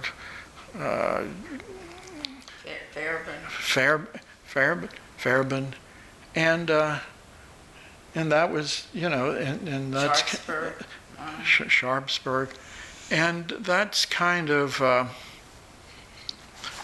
what had happened. I was the first to really do traditional town planning in Georgia. You mentioned that the guy that got the job had only been on his own for 3 years. Yeah, the firm that got the job was a young minority guy, 3 years practice. He got the work. He said he paid his dues. That was, that's right. And so that's that. I was invited to Social Circle by Jim Burgess to talk about traditional town planning to their Rotary. They decided that that's how they wanted to grow the city, and they invited me to be a developer, to develop a community. So and Social Circle, I don't know if you're familiar with it, it's just this wonderful historic town. It's just precious. So I optioned, they found for me 79 acres, the best site.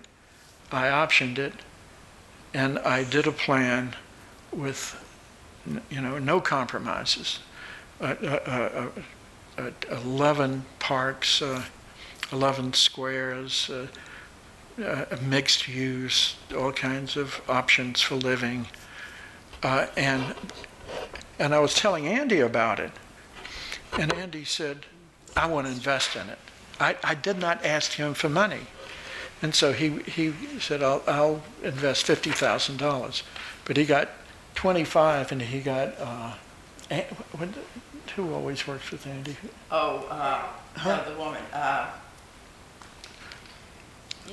The woman that worked in his office, in the Olympic office, and at Georgia State, Diane Weiser. He got Diane to invest $25,000. And Brian Shelton. And Brian Shelton, who we recruited, who's a professional tennis player and was our surrogate son. And he put in, I didn't ask him, and he invested. And I offered them 15% return.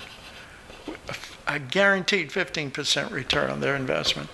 So anyway, after a couple of years, I finally sold the whole thing. And I paid them, and I went to Andy, and I had a check for him, pay back his money plus 15% interest. And he didn't want to take it. I said, you can't.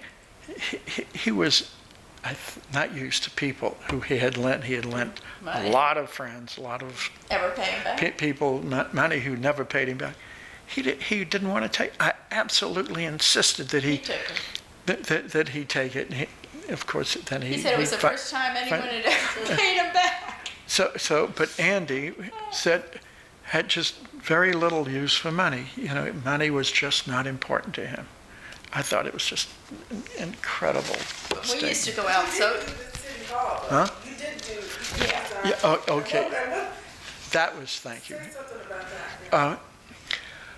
We competed for City Hall, and I put together a three-way joint venture with minority architect here, Harris. No, not Oscar. Not Oscar, but No. another. His last name is Harris too, but And we put together a sensational presentation, and we got it. Okay. But we competed for it. You'd ask Shirley, we competed, and we just had the best team. Andy, what he wanted, his program, only thing he wanted was a fountain and a roof garden. And we had freedom with the exception of budget, of course. And I think, I also, in designing it, that I had done the Savannah Historic Preservation Plan, where I developed a criteria for building new architecture in historic Savannah. By the way, I won national awards, and they used it all over the country. I used the criteria for building the annex in relation to City Hall. It's a whole theory. How it relates. You echo materials, color, texture, etc. And anyway, the building, I think it was quite successful. We did it at $75 a square foot. Fulton County's building was 150 square foot. We got rave reviews, and people who work there really enjoy it.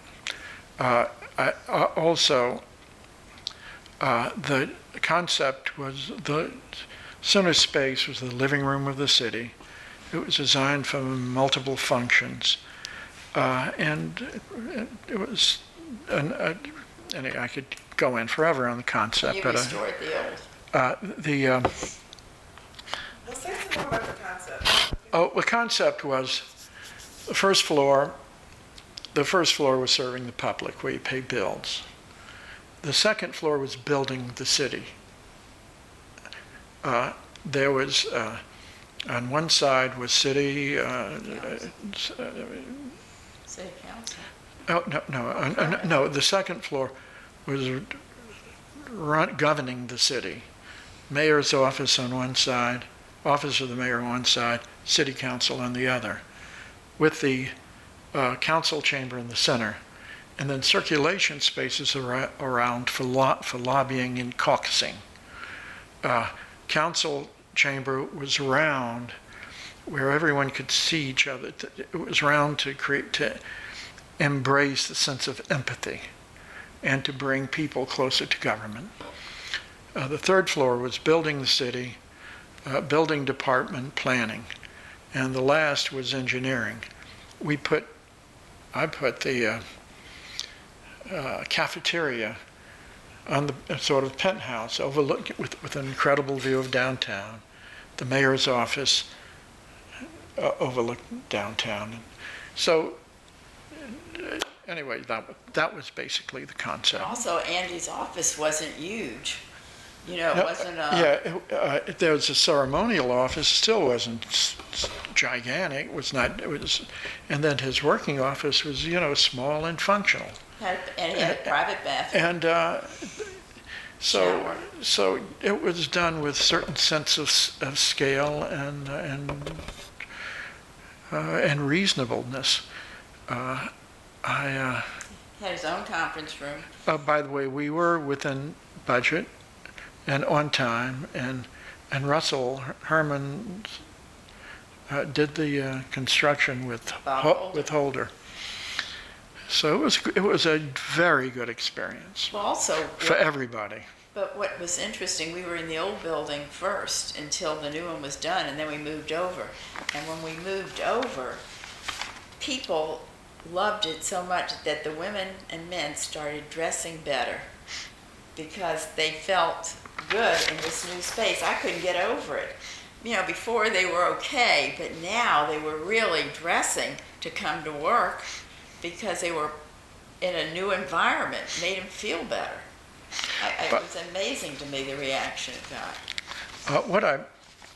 I'm going to say a couple of things, then quit. I'm going to jump back to the Carter administration. I used to get my work. Every architect has different methods, and I got mine by doing community service and pro bono work and political work. We supported elected officials that we felt had integrity and were intelligent, had integrity. And if anybody who fell within that criteria would take the slings and arrows to run for public office, we would support. So, and I worked in campaigns. So it's kind of interesting that my partner, we were going through a recession about that time, and my partner told me he didn't want me to work on any more political campaigns, that I should stay in the office and work, although I got all the work. And so I, of course, didn't listen to him, and we worked on the Carter campaign. And then it looks like Carter's going to win. And I get word that they wanted me to design the inaugural reviewing facilities. And, it just came out of the blue. And we didn't have much time. It was just a, crash situation. And I go back and tell my partner about this. He says, "How much are they going to charge?" I says, "Jim, I would do it for nothing." I says, "But they are going to give us a fair fee." So we did it, and I made 5, 6 statements. I wanted to reflect what Carter was campaigning about, his values. One is that it was a historic preservation statement. I can show you downstairs. Move the reviewing stand off axis so you could open the axis of the White House.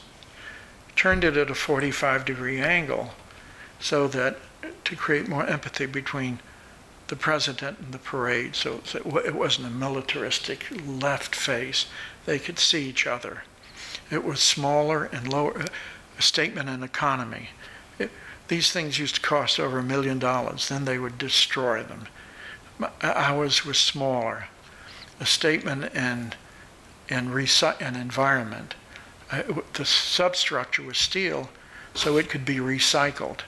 We recycled it. It came back to Atlanta solar panels, as the band shell for free symphony concerts. 20,000 people every weekend would show up. Then we heated it. We tried to heat it with solar. These were the first early passive solar, but that was a statement.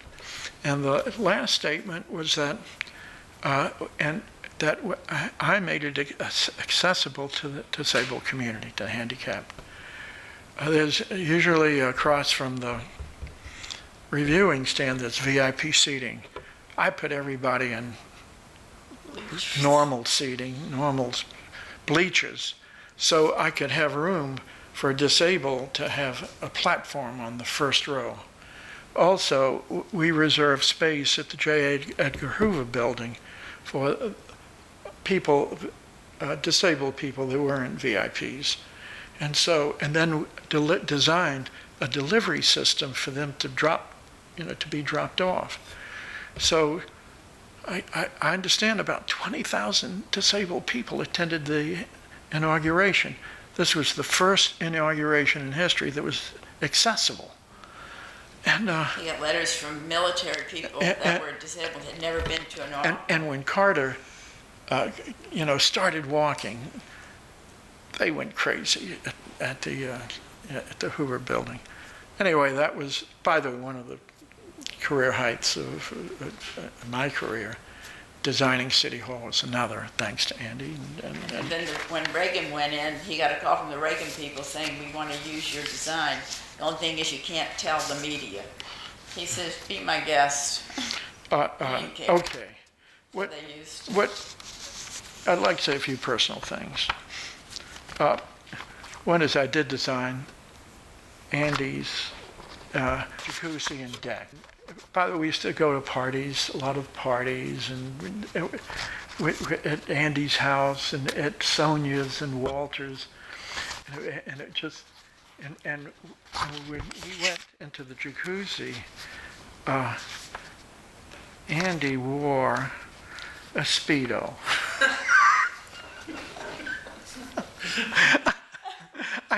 We had no pictures of that. I thought that was just so funny. Andy, we used to brag about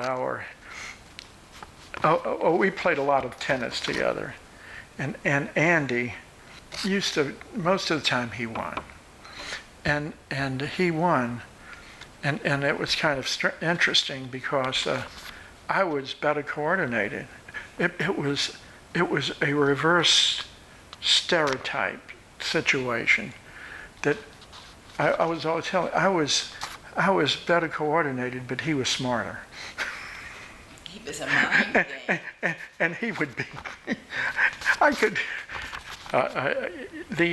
Although he would probably not admit that I was more athletic and better coordinated, but also when we would be bragging about our athletic ability, I told him, played football at Marist, and I played basketball. I was captain of the basketball team, and I was elected, played on the North-South All-Star game. That was like All-State. And Andy said, that was before integration.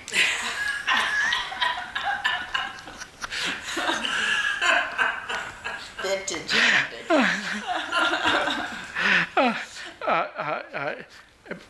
In Andy's office with his mayor, one thing he used to do is that there was a couch. No, Paul. Okay, No. off the record, and people would lean against. No, you'd sit up here. And he would walk by, and he would knock him and over. he would. Knock him over. That was after business hours. That was so Wasn't funny. drinking. That was so funny. But Andy loved jokes, and the dirtier the better. Yeah. If I wanted his attention, kind of he's, in a dream half the time. If I wanted his attention, I'd say, tell him a joke. And he had a few which I will not. I actually. Not record for posterity. I actually remember a couple that he told. Oh, God. Now, the very last thing is that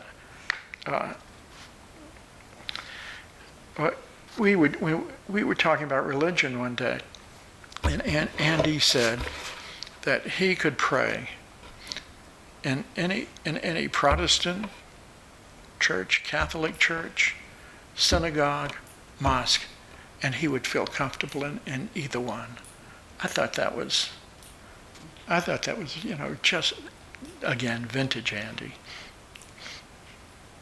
Which speaks about how he By the deals way, with people. also another human interest point, is that he married a daughter. He and Alvin Sugarman, they're great friends at the temple. They both conducted the service. And this was The day after Jean died. the day after Jean died. And I remember he was going to do this thing anyway, and I said, look, don't feel, I was there when your mom died. I said, please, don't feel like you have to do this. He says, no, it means more for me than it does for her. So I remember he did it, he and Alvin, and they must have worked out who was going to talk when, and Alvin started it by talking about Gene.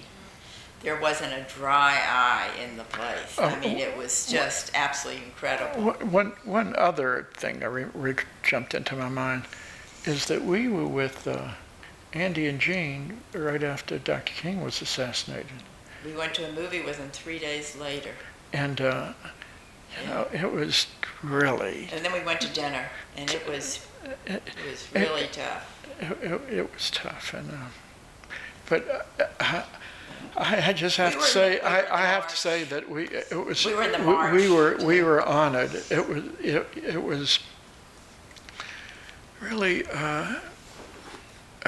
wonderful, and we're terribly honored to have his company all these years, to be friends with him all these years, and with him and the whole family, because we've been part of that family, and we've always been included. We always feel close to the family, been to everything. And the kids turned out so good.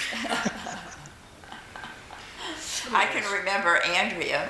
Andy used to tell the story. You dated some guy at Swarthmore. Was a Jewish guy? Was it? No, that was actually in high school. High school here? Oh. He had a lot of hair or something. Your dad used to talk about. He looked like a hippie. Hippie. Turned out to be some brilliant kid. Law professor. Oh, really? I have a follow-up question about historic preservation ordinance. You talked about the first ordinance when Mayor Massell was in office that created the Civic Design Commission, later UDC. That was revised in 1988-89. Did you have a role in that revision process when Andy was mayor? No, I didn't. Okay. You know, I had, by the way, I had a little problem with it. I thought it would be voluntary, and I thought that there would be a voluntary staff person. I mean, there'd be one staff person. I did not want to see it turn into a bureaucracy. And then all of a sudden, there are 2 and 3 staff people, and there's, I thought, extreme historic preservation ordinance tied to it. Baltimore Row. It was just, it just got out of control, I thought. Getting back to the question you asked, what do I think about Atlanta? Huh? I'm a lot more critical than Carol is. I think Atlanta, growing up here, that we had a downtown that was active, that was Rich's and Davison's, and just population, was in between. The scale of the city was, we had transportation, we had streetcars and buses and sidewalks. The racial situation was, not wonderful, but in terms of a physical city, it was more of a city. I think as Atlanta, and I think the leadership of Hartsville, Ivan Allen, Ralph McGill,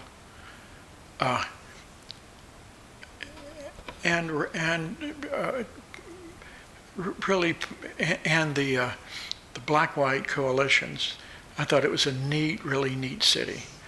I think as it grew and it became more corporate and suburbs developed and sprawled, I think Atlanta has gone to hell. I think that we've sprawled, almost beyond Los Angeles. We went through a boom period where growth was everything, not quality, but quantity. All of the accolades, and by the way, all of the,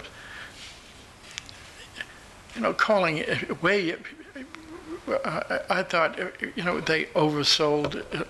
I thought they were more concerned with size than with quality. I thought the leadership lessened. I think the corporate people that moved in, I think, weren't as involved. I don't think the city has much of a memory, a sense of history. I think it just grew too fast, and it grew thoughtlessly. So I love Atlanta. It's my home.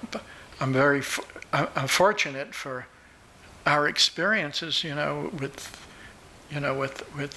Andy and with our professional friends, and we live in this great house in the city, in this great, I can't say great neighborhood, in this beautiful neighborhood. I know all my neighbors. So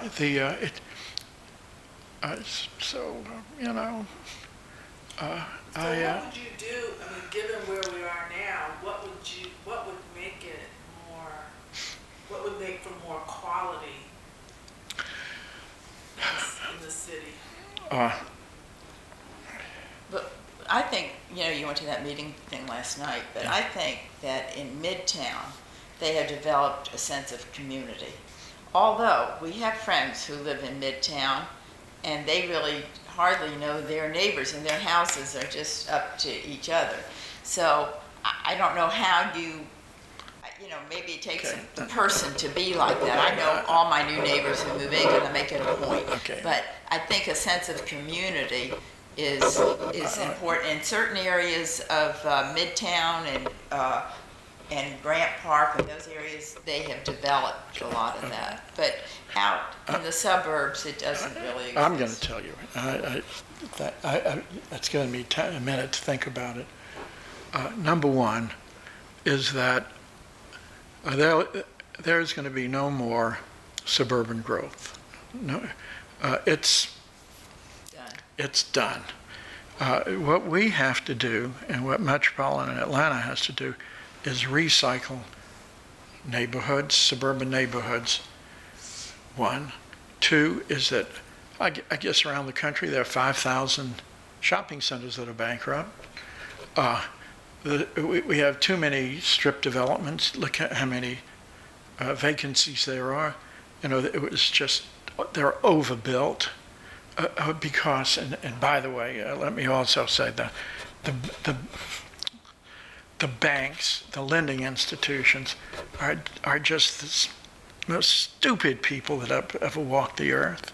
They're responsible for the sprawl and for the financial situation and the housing situation.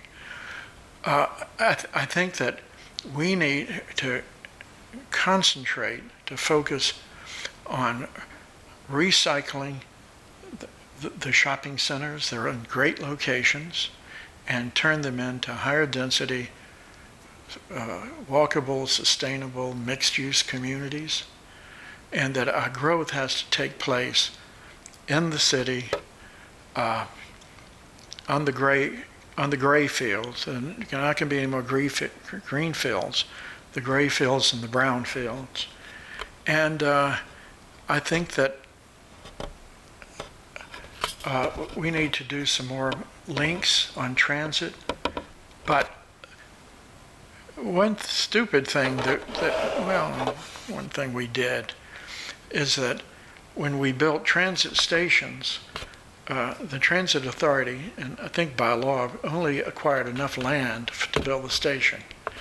They should have finessed the law or modified the law to require a 5-minute walk around the stations. So what happened is that that we put our public investment in that transit system, in those stations. That appreciated land around the stations greatly, and the speculators came in and flipped the land, turned the land over, and made the land more expensive. what they did is without public investment, they got private gain. They exploited our public investment. I think that we ought to get public gain from our public investment. And to do mixed-use development, I'm not leaving out the private sector, around stations, and the profit should go to finance public transportation. I think that Canada does that. Of course, they're an intelligent, rational country, unlike us. So that's what I would just focus on, recycling, changing the commercial areas into higher density mixed-use developments. And you think there needs to be more planning? Well, it would take more planning. But, planners plan. In order to really plan, we have to educate our elected officials. They have to become planners. And then we have to educate a population at large, because they they influence the elected officials. So there's an enormous educational process. By the way, that's what I thought the role of the Urban Design Commission would be, and it did to a certain extent, to educate the public on architectural issues. I think we need to be totally educated on these planning issues so they can be support. Today, high density is a bad word. In our field, it's wonderful. This is how you get. By the way, we've traveled a lot in Europe, and I've photographed all 26 European cities and have videos. What makes them, and Savannah and Charleston and New Orleans and European city, what makes them so charming? Higher density is one of the factors. And no big boxes. And fewer shopping centers. One other comment in response to what you just said about the Design Commission. It also educates the public in the sense that people who sit on it learn from the process. I was appointed as a planner representative about 2-3 years before the build-up for the Olympics. Mm-hmm. And so I had a ringside seat for all of the design process for the Olympics. And I couldn't spell architecture when I went on there. Now I teach my students some sensitivity to preservation and design that I would never have learned had I not had what ended up being 11 years as a temporary part-time employee of the city.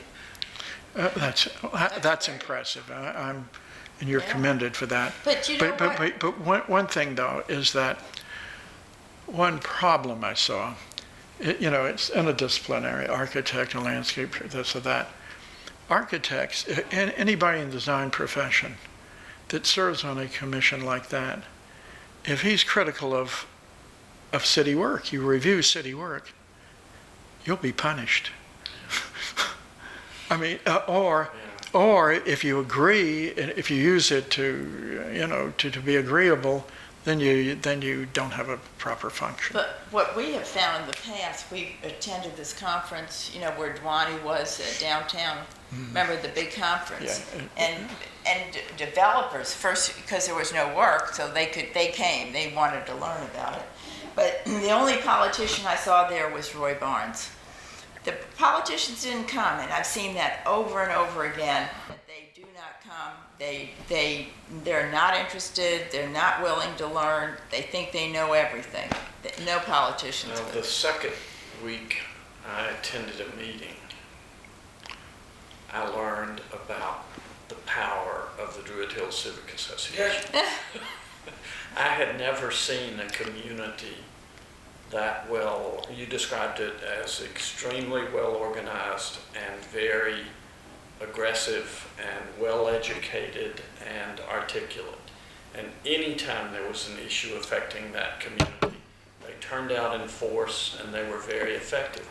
By the time I left, the good news was there were other neighborhoods like the West End, surprisingly, that were also at the table and aggressive and effective. So that Adair Park and the West End and some other communities that, some of which received designation during the period that I was on the commission, really were able to step forward in some remarkable ways and protect their interests from oftentimes developers who were rather unscrupulous in coming in to try and build a suburban theme house in a historic neighborhood. Yeah. Now, what years were you on that? Did you? Goodness, I started when it must have been about 93, and then stayed on for the next 11 years. That's great. I served three-year terms and then interim terms before I'd be reappointed. So, Well, that's great. I have to tell you a little story.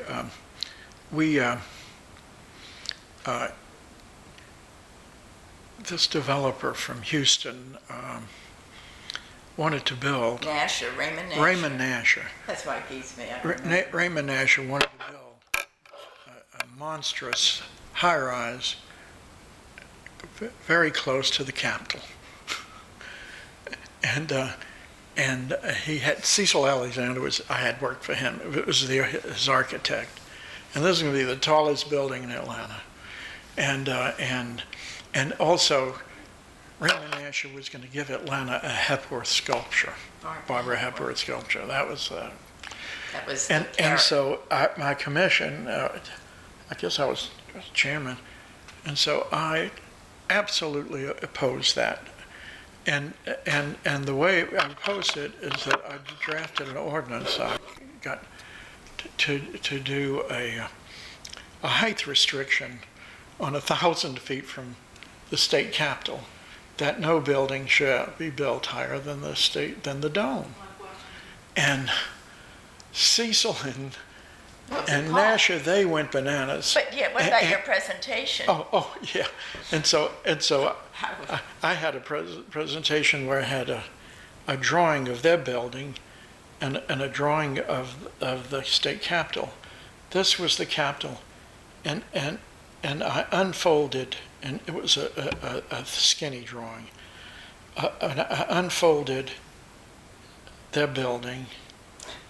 It went down to and the Capitol. Anyway, he got so frustrated he pulled out. And that was Cecil's client too. I'm sure Cecil wouldn't tell you that story. He pulled out, but I just. Paul got a lot of press with it. But I think ultimately that was the right thing to do. Where was it going to be? Next to the Capitol. It was very close to the Capitol. to the Capitol. I mean, at that time, I don't know if they were going to take what they were going to take down or which side it was going to be on. Of course, City Hall. What street was it going to be? I don't remember. I just have all know. the news clips. So I have the news clips. So it's. I just can't imagine where you put a skyscraper. well, we lost some proposals. We lost on issues like the mansion that's wrapped with those condos, and the Peachtree Road house, what's its official name? The Randolph Lucas house that has the awful condos behind it. Oh yeah, That was the yellow Blaine Kelly. That was Yeah. Blaine Kelly's project. And What is that? I've always wondered what the story was about that. They had to keep it because the zoning, I think they we established the wouldn't zoning. let them take it down, so Yeah. they said, can we move it? And we basically had to let them move it closer to the street. But we told them they were upsetting the whole proximity of the house to the street, setback, and everything that had made the house attractive. And then I used a word that I should never have used in the presence of an architect, but I didn't realize the acoustics in your auditorium were so good that I walked in and said, that's the ugliest design for this condos. It was something from Florida. a stage whisper. And so he heard me in the back, And Good for you. So when he made his presentation, he sort of attacked me for saying that. And so when I had my chance to speak, I said, this looks great in West Palm Beach as the Breakers Good for Hotel, you. but it doesn't work on Peachtree in Atlanta, and especially as a backdrop for the Randolph Lucas house. Yeah, he bellied up on that building. One thing that You know made that? one thing that made the our commission Really lost effective is that we had Bruce Golphin and Raleigh Bryan. Raleigh Bryans.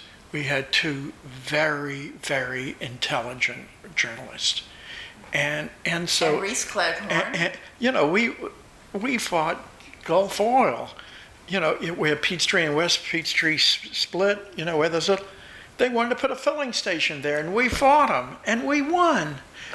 And a council alderman then was on the board of Gulf Oil or whatever it was, but you had I don't in Atlanta. I don't know if you have journalists that understand these, that can write on these issues, and that have the authority to scream out. I'll tell you another story. What I used to do, because I had great relations with the media when Andy was mayor, that every time there was a controversy, and Andy would that would happen often, I would get all the media out here to the house, and they would have a session with Andy. And that, I mean, no one ever had that privilege, you see. So, and we'd sit around in the living room. Andy would talk. They could ask him all the questions they wanted. It was, Andy always considered everything on the record, even though they would say it's off the record or whatever. I had every major television, radio, and print here that could ask him whatever they wanted. And I promise you, none of those reporters ever had that access to anybody.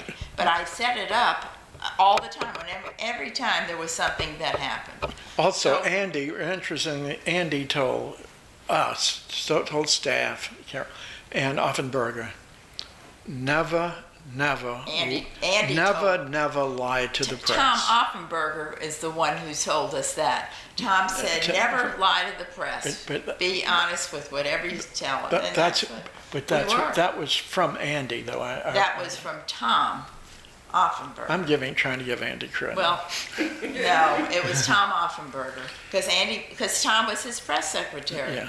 And Tom came to Martin through U.S. News and World Report. He took a cut and pay to go to work for Martin Luther King. So I mean, but that's so good. many times I sat here with journalists.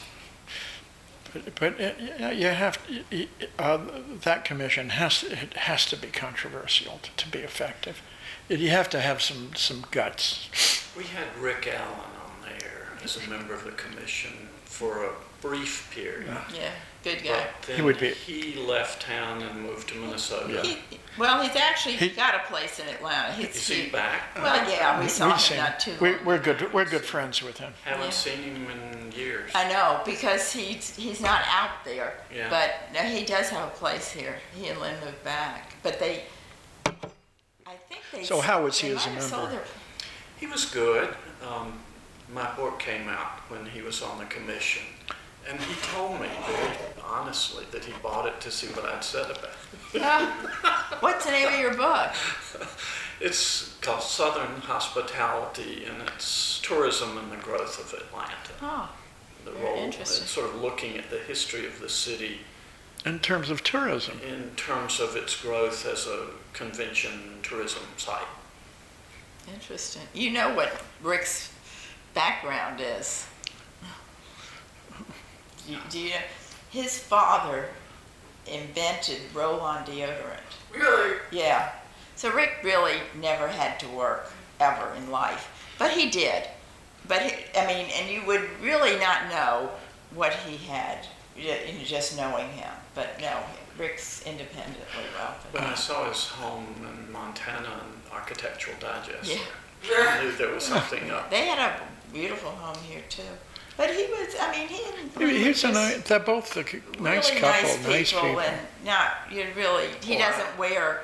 I've got that. her reading his book. We've got to have her in. I think The Secret Formula is one of the best books about Atlanta. I mean, I think that's an Atlanta book. Now, Atlanta Rising, I've been thinking about Atlanta Rising since our conversation earlier this week. I want to reread it now because he always told me the subtitle should have been Highways and Runways. And that's what George Berry was talking to us about. We saw George not too long ago. He lives out in the country. Joe Jones, who I think Rick wrote about, Joe Jones worked for Woodruff. He was my neighbor down the street here. And he played a big important part. He was also a comptroller of Coke. But he played an important part with Woodruff. I'm sure Rick had to have written about him. But let me, one other postscript is that I believe that the recession has been really good for us. I think in terms, it's given mindless, crazy development time to stop and think about where we should go. So, and we're going to have a few years to do that before the economy turns back. I said that to an NPR reporter last week. And so it's painful, and God, I haven't had any work for a couple of years. But it's going to come back, and we'll be better off for it. But we said back in the 70s there was a recession, and I remember architects were all out of work so badly they had a big meeting at Georgia Tech, all the architects, to set up babysitting service so they could work with someone. A lot of those architects went out of business and never went back, never did anything again. And I said that. And we were fortunate because we kept our heads above water, but I felt that was a good lesson to us early on because you change your lifestyle.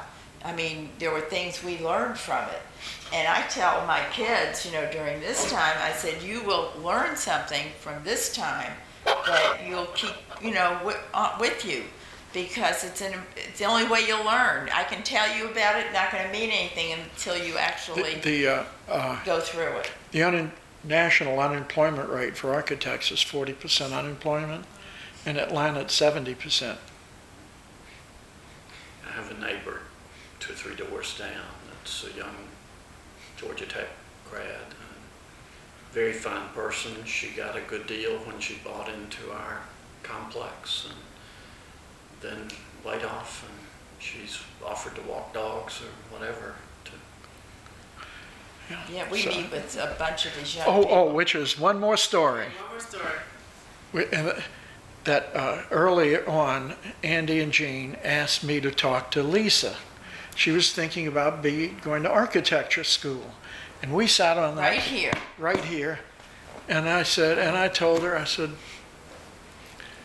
I says, do not become an architect unless you want it more than anything in this world, unless you really, willing to sacrifice for it. You really, because it's very difficult. And you know what? After I talked to Jean and really got mad at me, because she changed her mind. She says, I don't want it that bad. And she majored in engineering. Went to Purdue and became an electrical engineer. My God, that's today. That's I think one of the best careers you can have. Yeah. No, they weren't happy with it. They thought, well, I wasn't happy when Andy said get him a bike, a dirt bike or whatever it was. But which, by the way, Alan ultimately did. But he left it at my brother's house in North Carolina, and I didn't know. But it's been an interesting life so far. So far, that with the Urban Design Commission, after we had conceptualized and promoted underground Reese and myself and Reese, two real estate guys, I.J. Kaplan, I think. They went in, they optioned all the basements. They optioned all, because you could get them for nothing, and they were going to do underground. And they came in, and they talked to the Urban Design Commission. And I'm sizing them up as two schlemiels. And so, by the questions we asked them, they knew we were not going to support them. And so they flipped it to the guys that Steve Fuller and Steve Fuller and to the guys that developed underground. Then they came to me and they said, "Paul, you want to design it?" And I said, I can't use my civic work to create work for myself. And so they gave it to Hova Daniels Busby. it was terrible. And then Paul was advising them, and I remember they would come to him and ask advice, and he would tell them. And then when it all fell in, it was terrible. I saw them and I said, why didn't you listen to what he said? Now you're crying, and why? I wanted to design it so badly with the second go around, and my concept would be that we would have 3 archaeological levels, and you go down to the bottom, and you're in 1890. The way it was, you restore it. Then the second level, when they built the viaduct, was about 1910, 1920, 1910. And so you'd make those facades 1910, and then the top level would be 21st century. So you could go down through history. Anyway, it's a nice concept. Why it didn't work in its current incarnation. Finally, they gave it, the New York architect didn't perform, and they finally gave it to Cooper Carey. Cooper Carey does commercial, they do really good work, but they do shopping centers. And they superimposed a shopping center on top of underground. That's what happened. It's never worked. No. It's never worked. And, No. and you go to, I was in Boston at Faneuil Hall. Oh, yeah, Yes. right. And the big dig was going on, and there was a pile of concrete rubble from the old expressway. So you had to literally climb over a pile of rubble to get to Faneuil Hall, and yet it's packed. And my wife and I are sitting there thinking, why does this attract people who have to climb over rubble to get to it? And underground, you could shoot a cannon and not hurt anybody. Yeah. Well, let me tell you one other thing about underground. It was the first year it drew 1 million people. It was a major reason Atlanta became a tourist destination. Then what we had got rapid transit. MARTA took down half of it by mistake. 1, 2. By mistake? Yeah. They just demolished half of it. Which destroyed the character, the essence.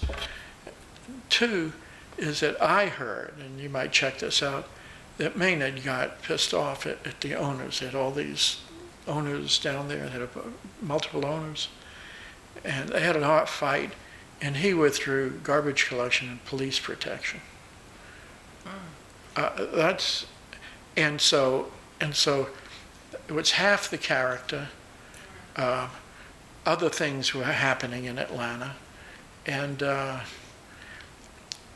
so it lost a lot. And your dad tried to And get it revived. But Suburban drinking patterns changed. When Underground opened originally, yeah, the city was the only place you could buy liquor by the drink in the metro area, so it made it an attraction. And then that attraction was lost when went to Buckhead. suburban counties, DeKalb and Cobb and others. Right. When Paul conceived, Very good. I had never thought of that. when Paul In conceived, Buckhead thing, because that never should have developed in Buckhead, the bar scene. oh No, it was because they 100 bars. Yeah, 100 bars because at 4 o'clock in the morning. When Paul conceived Underground Atlanta, it was because I was an art major, and we used to go down there when there was nothing there and draw. And I remember I said, Paul, you got to come see this. It's absolutely incredible. So we would go down there, and you'd walk like this because the rats were like this.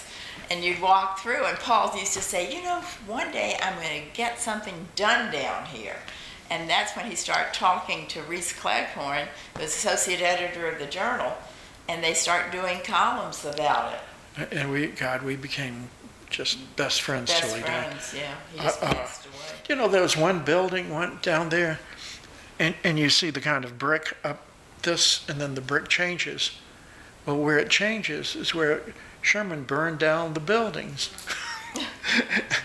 And then they rebuilt that part. It was fascinating.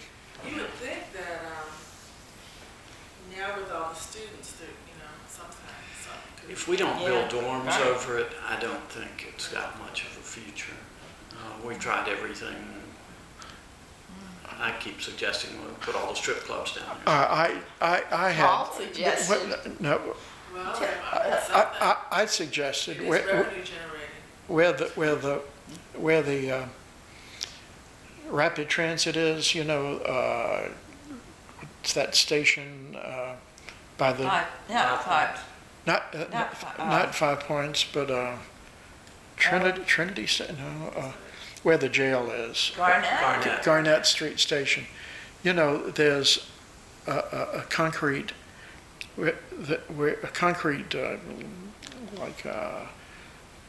slab, where they covered up the transit, where they covered up the tracks, where they covered up the tube, I'll call it. Well, I saw that a building on either side, mixed use. I saw that as an art center, as a year-round art exhibit. And Atlanta has thousands of artists, and the development. In fact, I have a design for it that these would be studios and galleries. Now you'd call it live work, and then behind it would be high-rise residential. And so with the art and with the population, that you have enough people to keep it safe, and that would link into underground. This would be an extension because you need Life. people. I also had in my design where they built 200 units right next to City Hall. I had 15. I had several thousand, because Atlanta needs that kind of density. So we were just so proud and pleased to get anything that was mixed use, and the design quality of that just kept deteriorating as the density rose. I don't like what we finally ended up with. And what do you? The City Plaza. The one on the corner of near City Hall. Right. Is that? The one you had originally. Oh done. yeah. Oh yeah. Oh that Yeah. apartment. Yeah. Yeah. It was. Anyway, it's been interesting, and. Well, thank you. Yes, indeed. You've been very generous with your time. Are you finished?